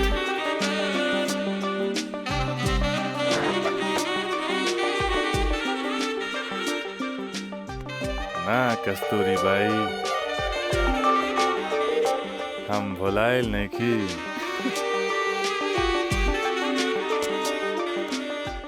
वो तो बस हमार शादी होके वाला बा, ओकरे तैयारी खातिर हम अपना माई के संगे खरीदारी में बिजी रही। फुर्सत पाते तहरा लगे आ गई नहीं। अच्छा एगो बात बतावा, कौनो बेहतरीन डांसर बा हमरा बियाह में नाचे खातिर? बानू एगो नया परिंदा बा। हाँ। मंजू, राजा बाबू का उहाँ ले जा जहाँ आज निराली का प्रोग्राम होता। आई जाए।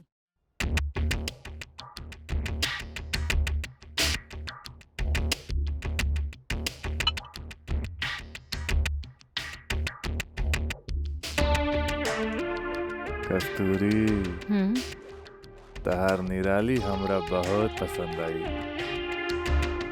पसंद तो आ गल राजा बाबू, लेकिन ओकर रेट तनिक कड़क बा। पूरा 5 लाख लेतिया। लाख 2 लाख तो हम तहरा पे ऐसे ही उड़ा दिला, तब 5 लाख कौन बड़का चीज बा? ओकरा से कह दिया हमार बियाह में अगर उ कमर तोड़ नाच करी ना, हम ओकरा सोना ना जराओ हीरा के अंगूठी देव, उहो अपना तरफ से।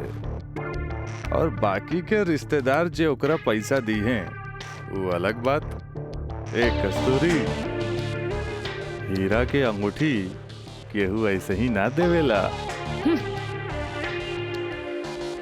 अच्छा तो ऊ रवा दिलो दिमाग में इतना घुस गइल बिया। अच्छा एगो काम कर, तनी हेने लावा, हमरे तरफ से ई ला। हाँ डैडी, का बात बा? तू जहाँ बाड़ा जल्दी से चल आवा। ठीक बा, हम अभी आवता नहीं। बड़ा कमजोर बराउर ये नाम मुराद इश्क, ऐसे उतारा के जाम लहले बगल चल देनी। हाँ कस्तूरी भाई, डैडी के कुछ जरूरी काम आ गइल बा, से जाए के पड़ी।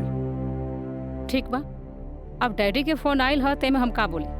चला तनी, बाय।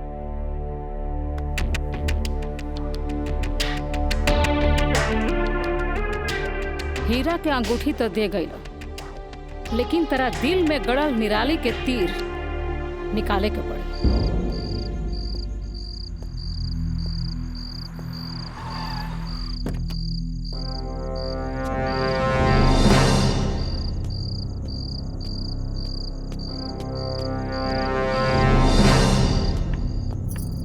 का बात बा डैडी, इतना अर्जेंट में काहे बोले नहीं हमरा के? राजा, हाई हम का देखा तानी? कौन लेखी बिया काजल? अपना मुंह में करखा लगावे खातिर ओकरा से बियाह कर लेला और फिर ओकरा वही छोड़ के भागीला। अब वो अपना हक मांगतिया। बाबूजी, हम ऐसा कौनो लड़की के नहीं जानत। ए माई माई माई, देखा था इसको कैसे झूठा इल्जाम लगावता हमरा ऊपर ही। राउर का दिमाग खराब हो गई बा। अरे जे हमरे लड़किया के ऊपर लांछन लगावत बानी। हमार दिमाग नहीं के खराब भाई, हाई देखा हाई कोर्ट से नोटिस आइल बा।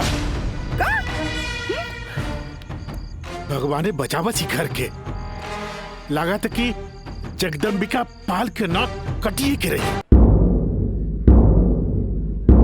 केस नंबर 5078, काजल सिन्हा वल्द स्वर्गीय अखिलेश प्रसाद सिन्हा व राजा सिंह वल्द जगदम्बिका सिंह।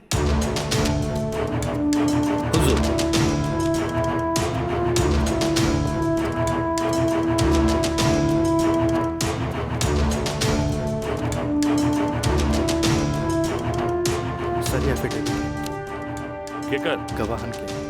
अच्छा ठीक है, चल बेटा। मिलॉर्ड, असल में ये एक अमीर आदमी के प्रताड़ित करे वाला केस है।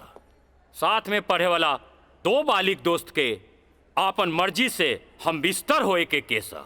I object milord. हमार फाजिल दोस्त एकदम बेकार का बात कर रहल बड़न। सच्चाई तो यही है कि हमार मुवक्किल काजल का बिया राजा के साथे बाकायदा मंदिर में भैल रहे और यह 2 गवाहन के एफिडेविट, एगो राजा का सबसे खास दोस्त मयंक और दूसर बियाह कराए वाला पंडित। आप देख ली। 4 साल बाद हमार फाजिल दोस्त के मुवक्किल कहाँ रहले? सच्चाई तो ई बा जज साहब कि हमार मुवक्किल राजा के शादी रोक के रुपया ऐठे के एगो षड्यंत्र बा, षड्यंत्र। शादी? कैसन शादी? अरे राजा का शादी तो पहले ही हो चुकल बा। अगर दोबारा शादी भइल ना तो तोहार मुवक्किल जेल जाई, जेल। बस जज साहब बस, हमू इनका से यही पूछा तानी कि आखिर ये किस्सा 4 साल बाद ही काहे उठावल गई, बताई? हम बतावा तानी जज साहब।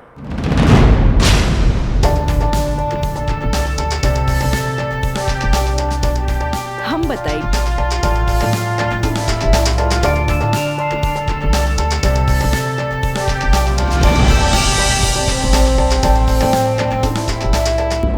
मिलॉर्ड, हम चाहे कि ये केस हम खुद लड़ी। ई रहल हमार बार ऑफ अटॉर्नी के रजिस्ट्रेशन।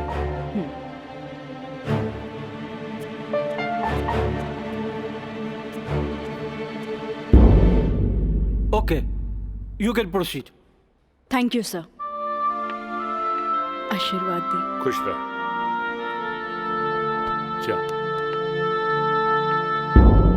मिलॉर्ड, बचाव पक्ष के वकील बार बार पूछा तारे कि 4 साल हम कहाँ रही। मिलॉर्ड, 4 साल इनके मुवक्किल राजा जैसन तमाम मुजरिमों के सजा दिलावे खातिर ई चोंगा बहुत जरूरी रहे।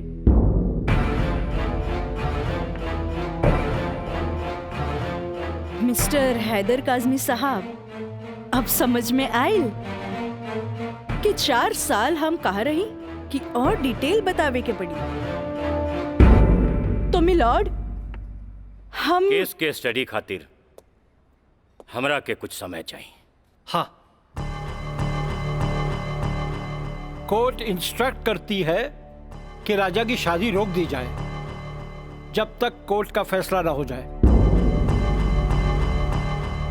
बचाव पक्ष के वकील की रिक्वेस्ट पर यह कोर्ट मुअत्तिल की जाती है।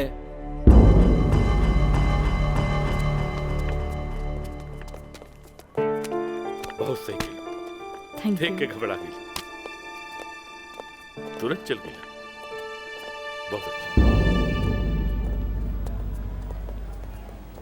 ए वकील साहब, कोर्ट से समय काहे ले लेनी हो? तका करती तू हमरा के बतेबो ना कैला कि लड़की खुद वकील बिया। अरे तय से आपके का फर्क पड़ी? तू का समझबा कि हमरा का फर्क पड़ी? वो लड़की के आईपीसी आदि कानून के सब धारा मालूम हुई। एक खातिर हमरा के जीरा में सावधानी बरते के पड़ी। खैर तू चिंता ना करा, अब अगला तारीख लेवे दा हमरा के। वकील साहब, अगला तारीख रहुआ जल्द से जल्द ले लिहल जाओ और रहुआ पैसा के चिंता एकदम न करब। हम पैसा के चिंता ना करब, अगला तारीख जल्दी ले ले हम। चलो चलो बाबूजी, चलो चलो।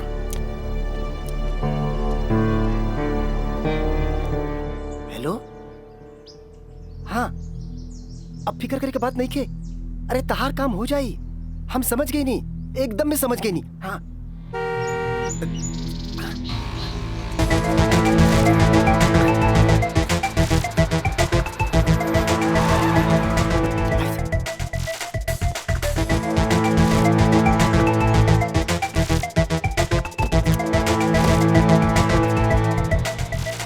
हटा ना, ये पाइप पे कर दिया है। रखा था नहीं, रखा था नहीं। हाँ।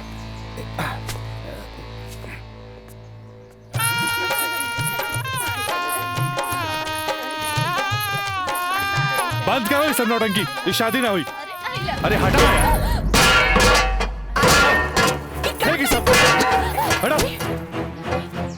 अरे ऐसे ना शुभ बात काहे करता? हम सही कहा था नहीं भाई, अभी भी आना हुई। अरे ही का? अरे तो हर दिमाग खराब हो गई लगा।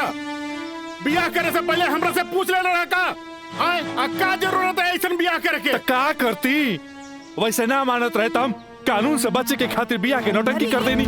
तो जाके ओकरा बुला करके घर लिया बा। अरे बाबूजी अगर ऐसा ला के खड़ा कहीं नू तो ऐसा कितना पतो से तारी घर भर जाई बुझाइल। तो फिर का करबा तू? अब हम देखे हमरा का करे के बा। बहुत हो गइल बहुत हो गइल। देखा देख रहलू है ना तू? एकर दिमाग चल गई बा।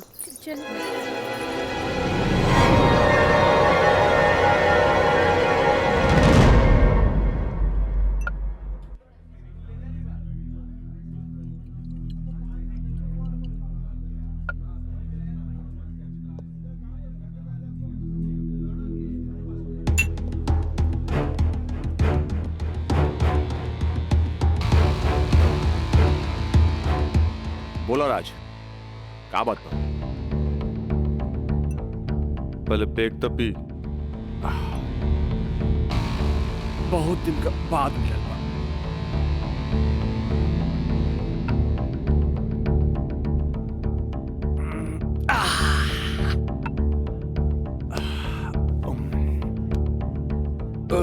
अब बतावा का बात बा? मयंक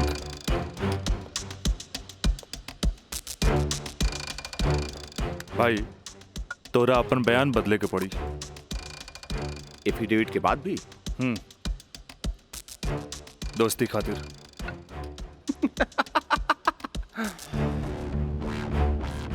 अब बयान देने का कीमत काजल 50 लाख लगल गया। बयान बदले के बाद बयान बदले का कीमत 1 करोड़। 1 करोड़? यस 1 करोड़। कहे से कि हमरा काजल से ब्याह करके सेटल भी होके के बाद, और हम तोरा जैसा अमीर त नहीं की। और हाँ, अगर डीलिंग मंजूर होके तो तारीख से पहले आ जाइए। अच्छा हम चलत नहीं।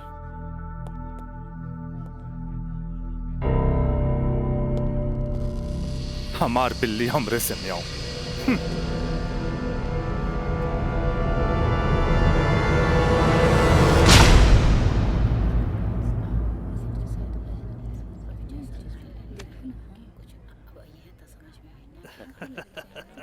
आज हम ही जीतब। केस बहुत बढ़िया बा। Order order. बचाव पक्ष अपनी बात रख सकते हैं। योर ऑनर, बचाव पक्ष के हमार मुवक्किल राजा के हम कटघरा में बुलावल चाहब। ओके यू कैन।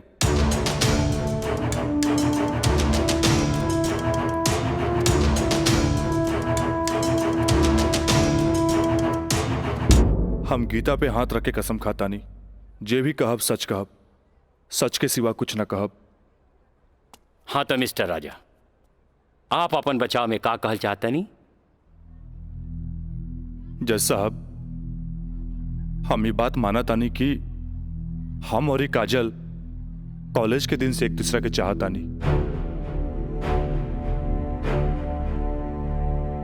अपना अपना मर्जी से हम दोनों भाग के शादी भी मंदिर में कर लेनी। होटल के बिल और शादी के खर्चा कुछ ज्यादा हो गए रहे, यही से हमरा घर वापस आए के पड़ल। पर जज साहब, हमार इरादा बिल्कुल नेक रहे। हम सोचनी कि हम घर वापस आके अपना पिताजी से कुछ पैसा भी ले लहब और उनका के शादी के बारे में कुछ सच्चाई भी बता दे। जज साहब, हम बिल्कुल निश्चिंत रहे कि काजल के देख रेख ला वहां हमार जिगरी दोस्त मयंक तो बढ़ले बा। पर जज साहब, जब हम वापस लौट के गई था वहां के नजारा देख के तो हमार होशे उड़ गई।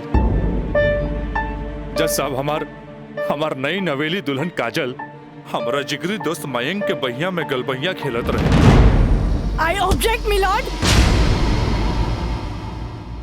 ई सरासर झूठ बोलत जा रहलन ह। Objection overruled. मिस्टर राज, आप अपना बयान जारी रखिए। जज साहब, तब खटाक से हमरा दिमाग में एक बात याद आ गई कि कॉलेज के दिन में हमार जिगरी दोस्त मयंक हमरा से बोले रहे कि वो काजल के पसंद करेला। और काजल भी ओकरा के पसंद करेली। पर जज साहब हम सीधा साधा आदमी हो, मेरा तो एकरा देवर और भाभी के मजाक के रिश्ता समझ लेनी। लेकिन जज साहब ये सरासर झूठ बोलने जा रहे बारन। I object milord. हमार दरख्वास्त बा वकील साहिबा से कि इनका जे कुछ भी कहे के बा बुलैला पे कटघरे में आके कही है।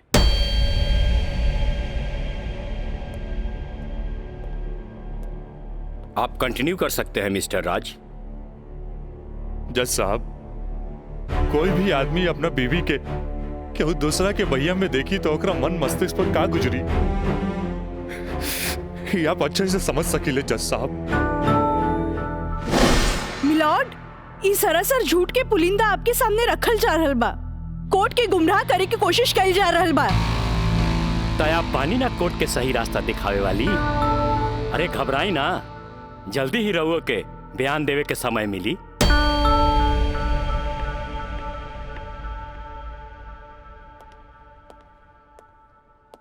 यू कंटिन्यू मिस्टर राज। जज साहब समय के साथ साथ हम तो अपना आप के समझा लेनी और एक बुरा सपना समझ के हम सब कुछ भूल के काजल के अपनावे खातिर भी तैयार रही।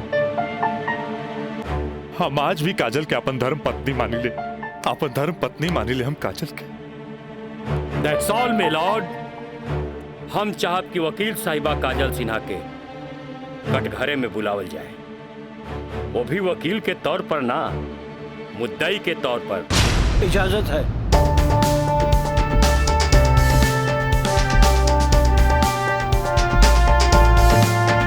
जाइए आप बैठिए। हाँ तो काजल सिन्हा जी, हम चाहत कि आपन प्रेम कहानी अपने ही जुबान से बयां करी। जज साहब ये बात सच है कि हम राज से प्रेम करे लगनी। मतलब ई कि और पहले केहू से प्रेम करत रहनी, बाद में राज से प्रेम करे लगली? जी ना, पहले हम राज से नफरत करत रही, बुझनी? अच्छा अच्छा, तो नफरत प्रेम में बदल गई? जज साहब हम अपन मर्जी से ब्याह खातिर राजी हो गई और माई बाबूजी के बिना बतैले ब्याह कहनी, जे बहुत बड़ भूल रहे। ब्याह कहनी तो सुहाग रात तो मनैले होई बुना। आई बताई, मर्जी से कि बिना मर्जी से मनैले रहलू? वकील साहब दुनिया की हर लड़की जब अपन मर्जी से ब्याहली तो उस सुहाग रात भी अपन मर्जी से ही मनावेली ना। हम ए से पूछत रही कि जब सुहाग रात मनावत रहलू तब बगल के कमरा में राज के दोस्त मयंक रहलन ना। तका भइल, मयंक के हम शुरू से देवर के तौर पे देखत रही। अरे देखत भी रही कि मानत भी रही? मानत भी रही वकील साहब, मानत भी रही। जज साहब यहाँ तक की कहानी तो महज एक कहानी बा जे हर लड़की के जीवन में आवेला। बाकी सेक्शन 420 तो यहाँ से शुरू हो गई कि एगो पति विश्वास में लेके अपन पत्नी के देवर के संगे छोड़ के चल जाला और उहे देवर अपन भाभी के इज्जत के तार तार करे में हर मुमकिन कोशिश लगा देला। बेचारी औरत कैसे भी अपन इज्जत और जान बचा के भाग चलेली और फिर पति मिल जाला और वही कहला कि जे कुछ भी भइला ओकर नाम अब तू रेप तो ना दे सकीलू, काहे कि वो शादी के बाद भइला।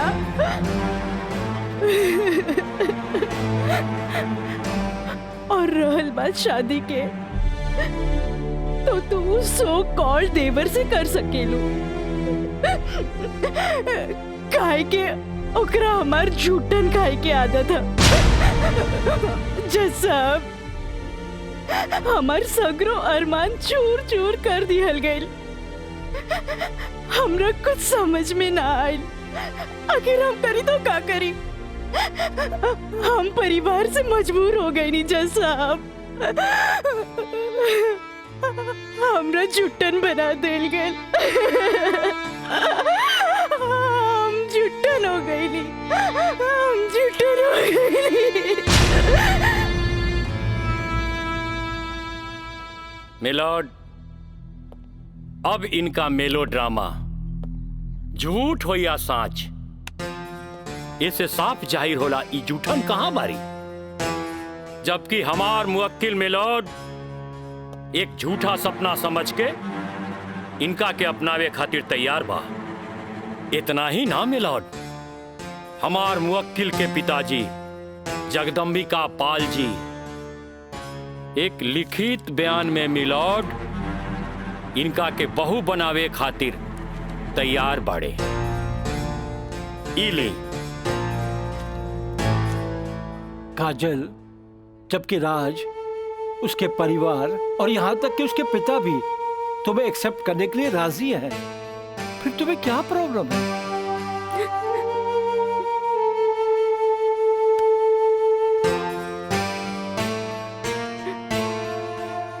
तुम बोलती क्यों नहीं हो?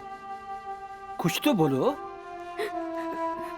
मिलॉर्ड, वहाँ मर जान की खतरा है। वाह मिलॉर्ड वाह, जौन परिवार के जिला जवान में रिस्पेक्ट बा, जौन परिवार पर आज तक कोनो क्रिमिनल केस नहीं थे, और वो परिवार के साथ इनकर जान के खतरा बा। Now picture is very clear milord.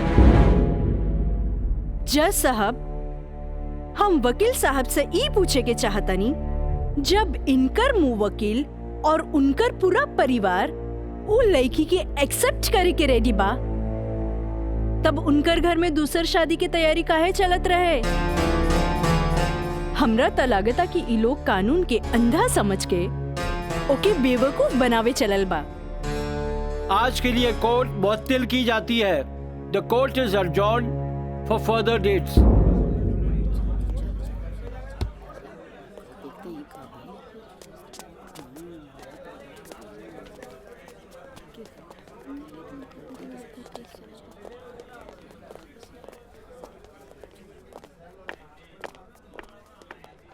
वकील साहिबा, अरे वाह, तू तो बड़ा चालाक बड़ू हो। एफिडेविट करवा के मैं के तू अच्छा यूज कैलू। आपके के कह दलस कि कोई वकील के सबूत इकट्ठा करे खातिर चालाक ना होके के चाहिए? बाकी चालाकियों में भी हम तो हर बापे निकला।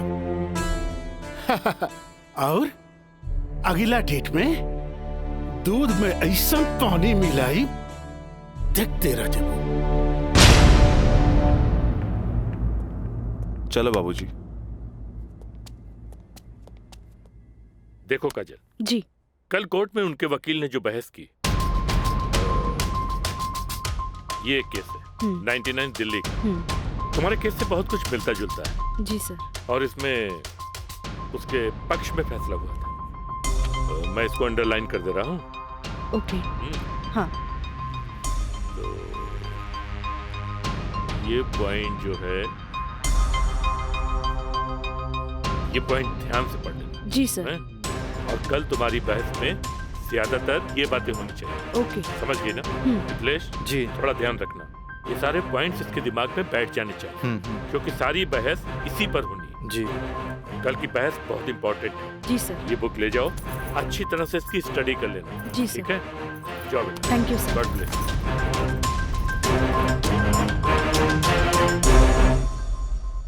आँख कहेली कि एक नया इंसान देख ले, लेकिन दिल कहेला कि ना।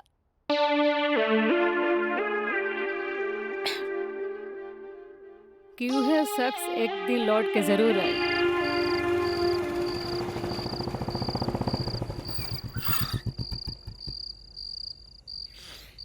जफाव ने मारा, वफाव ने मारा।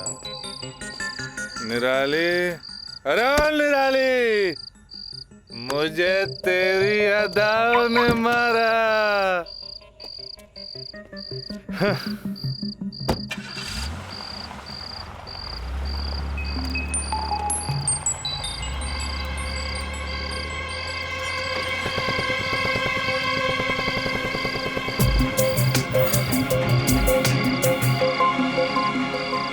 राज यहाँ प्रोस्टिट्यूट एरिया में?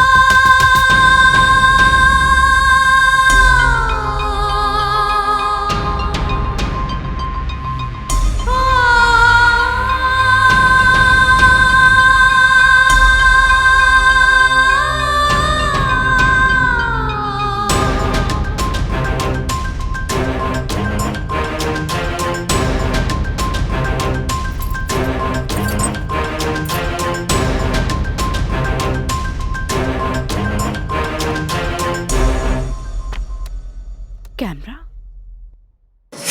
अब जाए भी और जल्दी आई। ठीक बा।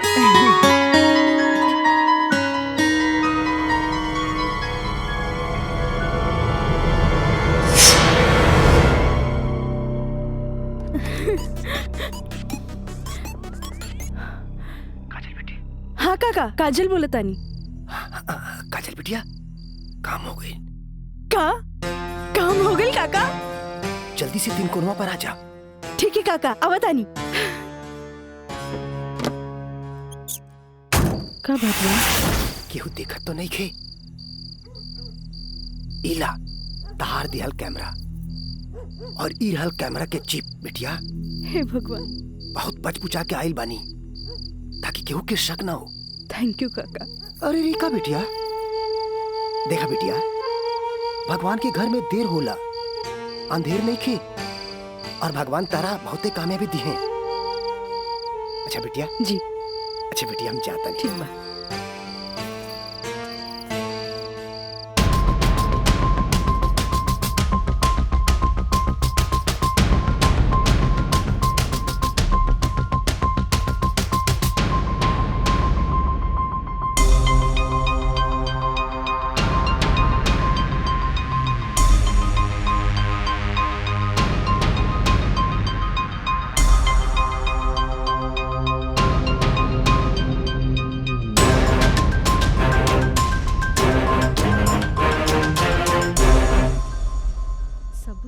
दे देनी हाँ। बाकी सर आ गए।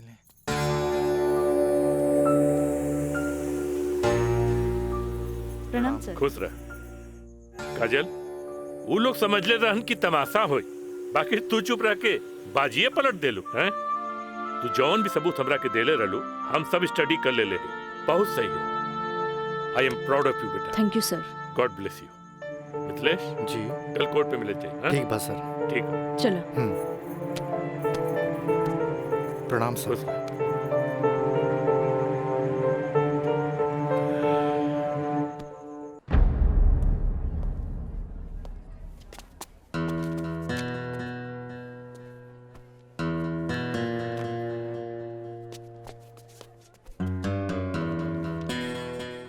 अदालत की कार्रवाई शुरू की जाए।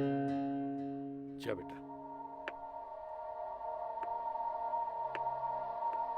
मिलॉर्ड, असल में ई केस एगो अय्याश अमीर आदमी के अय्याशी के केस है। साथ में पढ़े वाली छात्रा के अपन अय्याशी के जाल में फंसा के ओकर असमत से खेले के केस है। I object milord. हमार वकील साहिबा के शायद दिमाग खराब हो गई बा जी। हमार मुवक्किल पर बेबुनियाद घटिया इल्जाम लगा रहल बाड़ी। मिलॉर्ड, जेकरा ई घटिया और बेबुनियाद इल्जाम कहतारे ओकर बुनियाद हा। हम चाहे कि इनकर मुवक्किल राजा के कटघरे में बुलावल जाए। इजाजत है।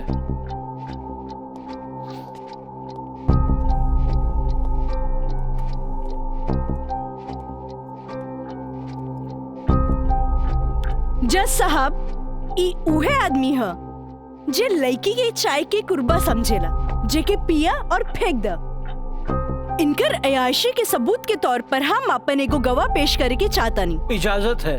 Thank you.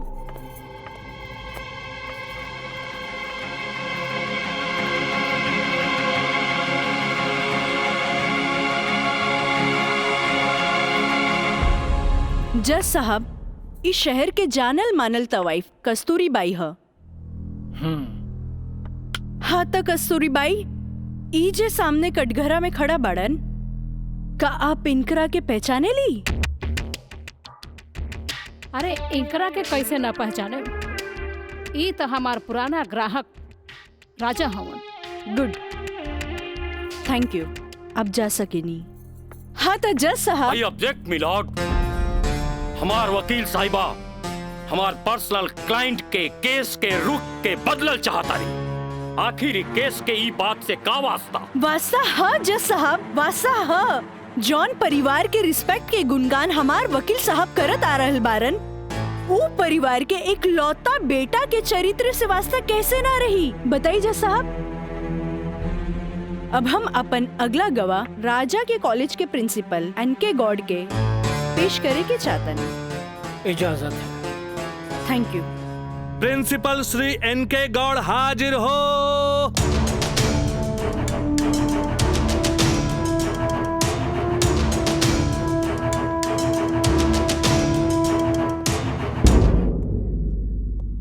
हाँ तो प्रिंसिपल साहब, आपकी कॉलेज की एक छात्रा काजल सिन्हा के साथ जब ई शख्स सरेआम छेड़खानी कैलस और जब वो आपसे रिपोर्ट करे के बाद पुलिस में जात रही, तब आप का कहनी? हम ओकरा के पुलिस में जाए से रोकनी और राज के हिदायत देनी कि आपन आदत से वो बाज आवे, काहे कि हम ना चाहत रही कि रसूखदार परिवार पर कोई आँच आवे। Thank you. नोट किया जाए मिलॉर्ड। रसूखदार सुनल गई ना जज साहब, हमार वकील साहब के हिसाब से जॉन परिवार पे एक भी क्रिमिनल केस ना हुई भी तो कैसे। खैर, अब हम सबूत के तौर पर इस रसूखदार परिवार के एक लौता बेटा के जिगरी दोस्त मिस्टर मयंक के पेश करे के चाहता नहीं। इजाजत है। गवाह मयंक हाजिर हो।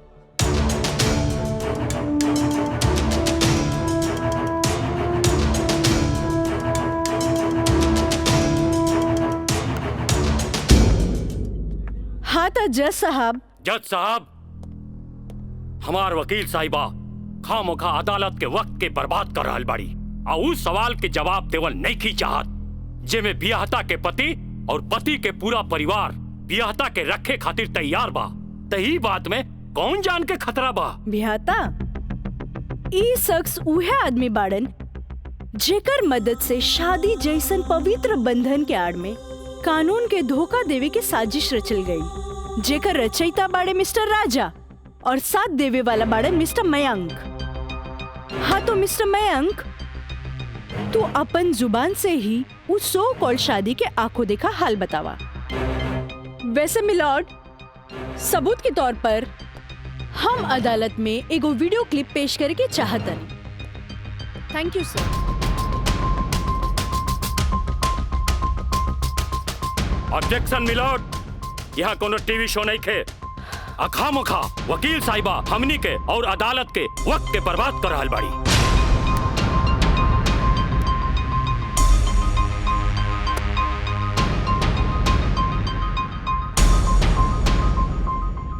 जज साहब, वीडियो क्लिप में साफ दिख रहल बा कि दुल्हा दुल्हन के दाएं बाएं ना बल्कि आमने सामने बैठाल गईल ह, जे हिंदू रीति रिवाज से बिल्कुल गलत बा और ऐसे नहीं से भइल काहे कि पंडित से शादी ना करावल गई, एक बहरूपिया से पंडित के रूप धरावल गई।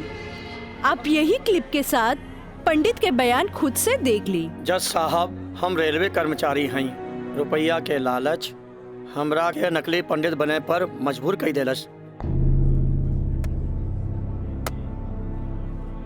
जज साहब, हम एक गरीब आदमी बानी और पैसा का लालच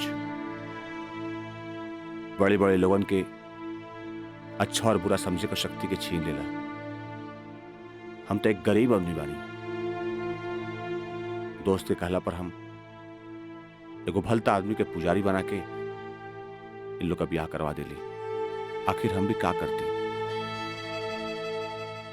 जज साहब, काजल की खूबसूरती का हम दीवाना हो गई और काजल के पावे खातिर हम समाज और कानून के हर सीमा के भी लांग गईली। हाँ तो जज साहब, हमार दूसरा वीडियो क्लिप देखी जे ई साबित कर दी कि धारा 420 से शुरू हो करके धारा 376, 375, 362, 361, 120B के उ लड़की के साथ अंजाम दिल गल बा। और जज साहब, लगे हाथ हमार दूसरा वीडियो क्लिप भी देख ली प्लीज।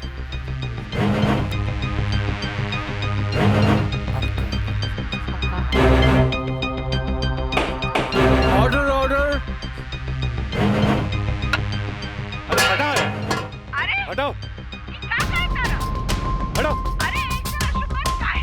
हम सही कहा था भाई, अभी भी आना हुई तोहरा के बियाह करे के कौन कहला रहे? तो का करती? वैसे ना मानत रहे तो हम कानून से बचे के खातिर बियाह के नौटंकी कर देनी। जाके ओकरा बुला के घर लिया। अरे बाबूजी अगर ऐसे ला के खड़ा कहीं नू तो ऐसा कितना पतों से तारी घर बढ़ जाई बुझाई।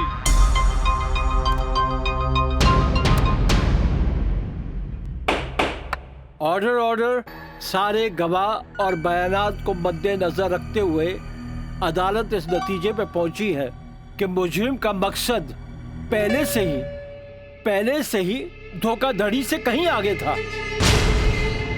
क्योंकि उसका मकसद उस लड़की को धोखा ही नहीं देना था बल्कि उसके साथ शारीरिक संबंध स्थापित करना था। और यह भी साबित होता है कि मुलजिम ने बलात्कार को शादीशुदा जिंदगी को एक व्यवहारिक रूप देकर कानून को धोखा देने की कोशिश की है। इसलिए अदालत धारा 420 से बढ़कर इसे 376 एक रेप केस करार करती है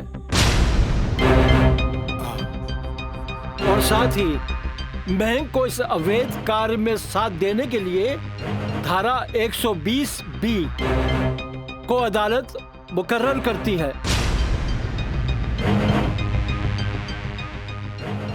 धारा 376 के तहत मुलजिम राजा सिंह को 9 साल एवं उसके साथी महंग को धारा 120B के तहत 4 साल बामुशक्कत कारावास की सजा देती है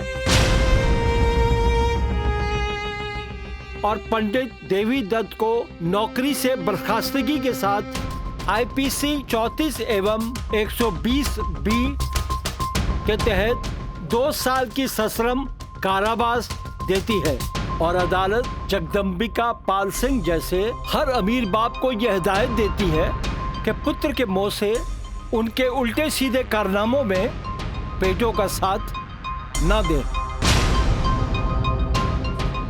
और इन्हीं फैसलों के साथ अदालत आज बर्खास्त की जाती है। Thank you.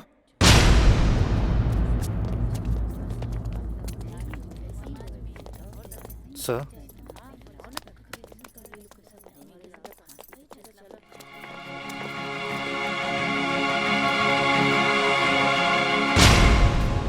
ए बेटा, हम तोरा बिना हम कैसे जियब रे? ए बाबूजी हम आज बात जान गए नहीं कि झूठ कितना भी ताकतवर क्यों ना होके सच के आगे हमेशा छोट पड़ जाला। एक औरत अगर अपना आदमी के बना सकेली तो वह औरत अपना आदमी के बर्बाद भी कर सकेली। बाबूजी हम कबो औरत जात की इज्जत ना कईनी, उनका के अपना पाव के जूती समझनी, पर हम भूल गए रहनी की जन धन दौलत पे हम इतना घमंड करे ले। बाबूजी वो तो एगो लक्ष्मी के रूप है। बाबूजी हमारी गलती माफी के लायक तो नहीं खे, पर हो सके तो हमरा के माफ कर दे। बेटा, तुहारी पश्चाताप के आंसू में तुहार पाप सब धुल जाई रे। चलिए इंस्पेक्टर साहब। Kajal, congratulation, I am really proud of you. Congratulation तो हमरा के बोले के चाहिए, काहे कि जीत हमरा लिए अकेले पॉसिबल ना रहे जी आप हमार साथ ना देती। Good, I am really proud of you Kajal. Thank you sir. अब बिटिया बसबुला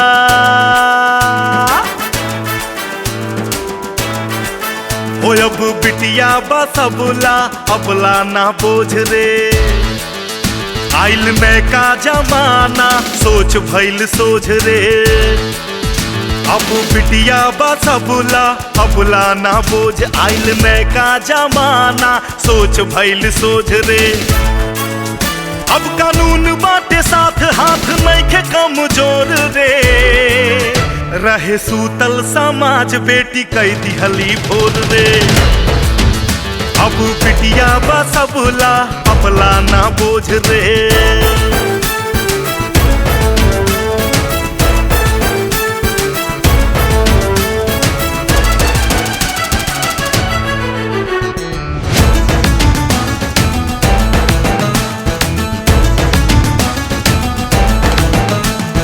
मान अभिमान बा बेटी गुमान बा, जिंदगी के जंग में ही बेटवा समान बा।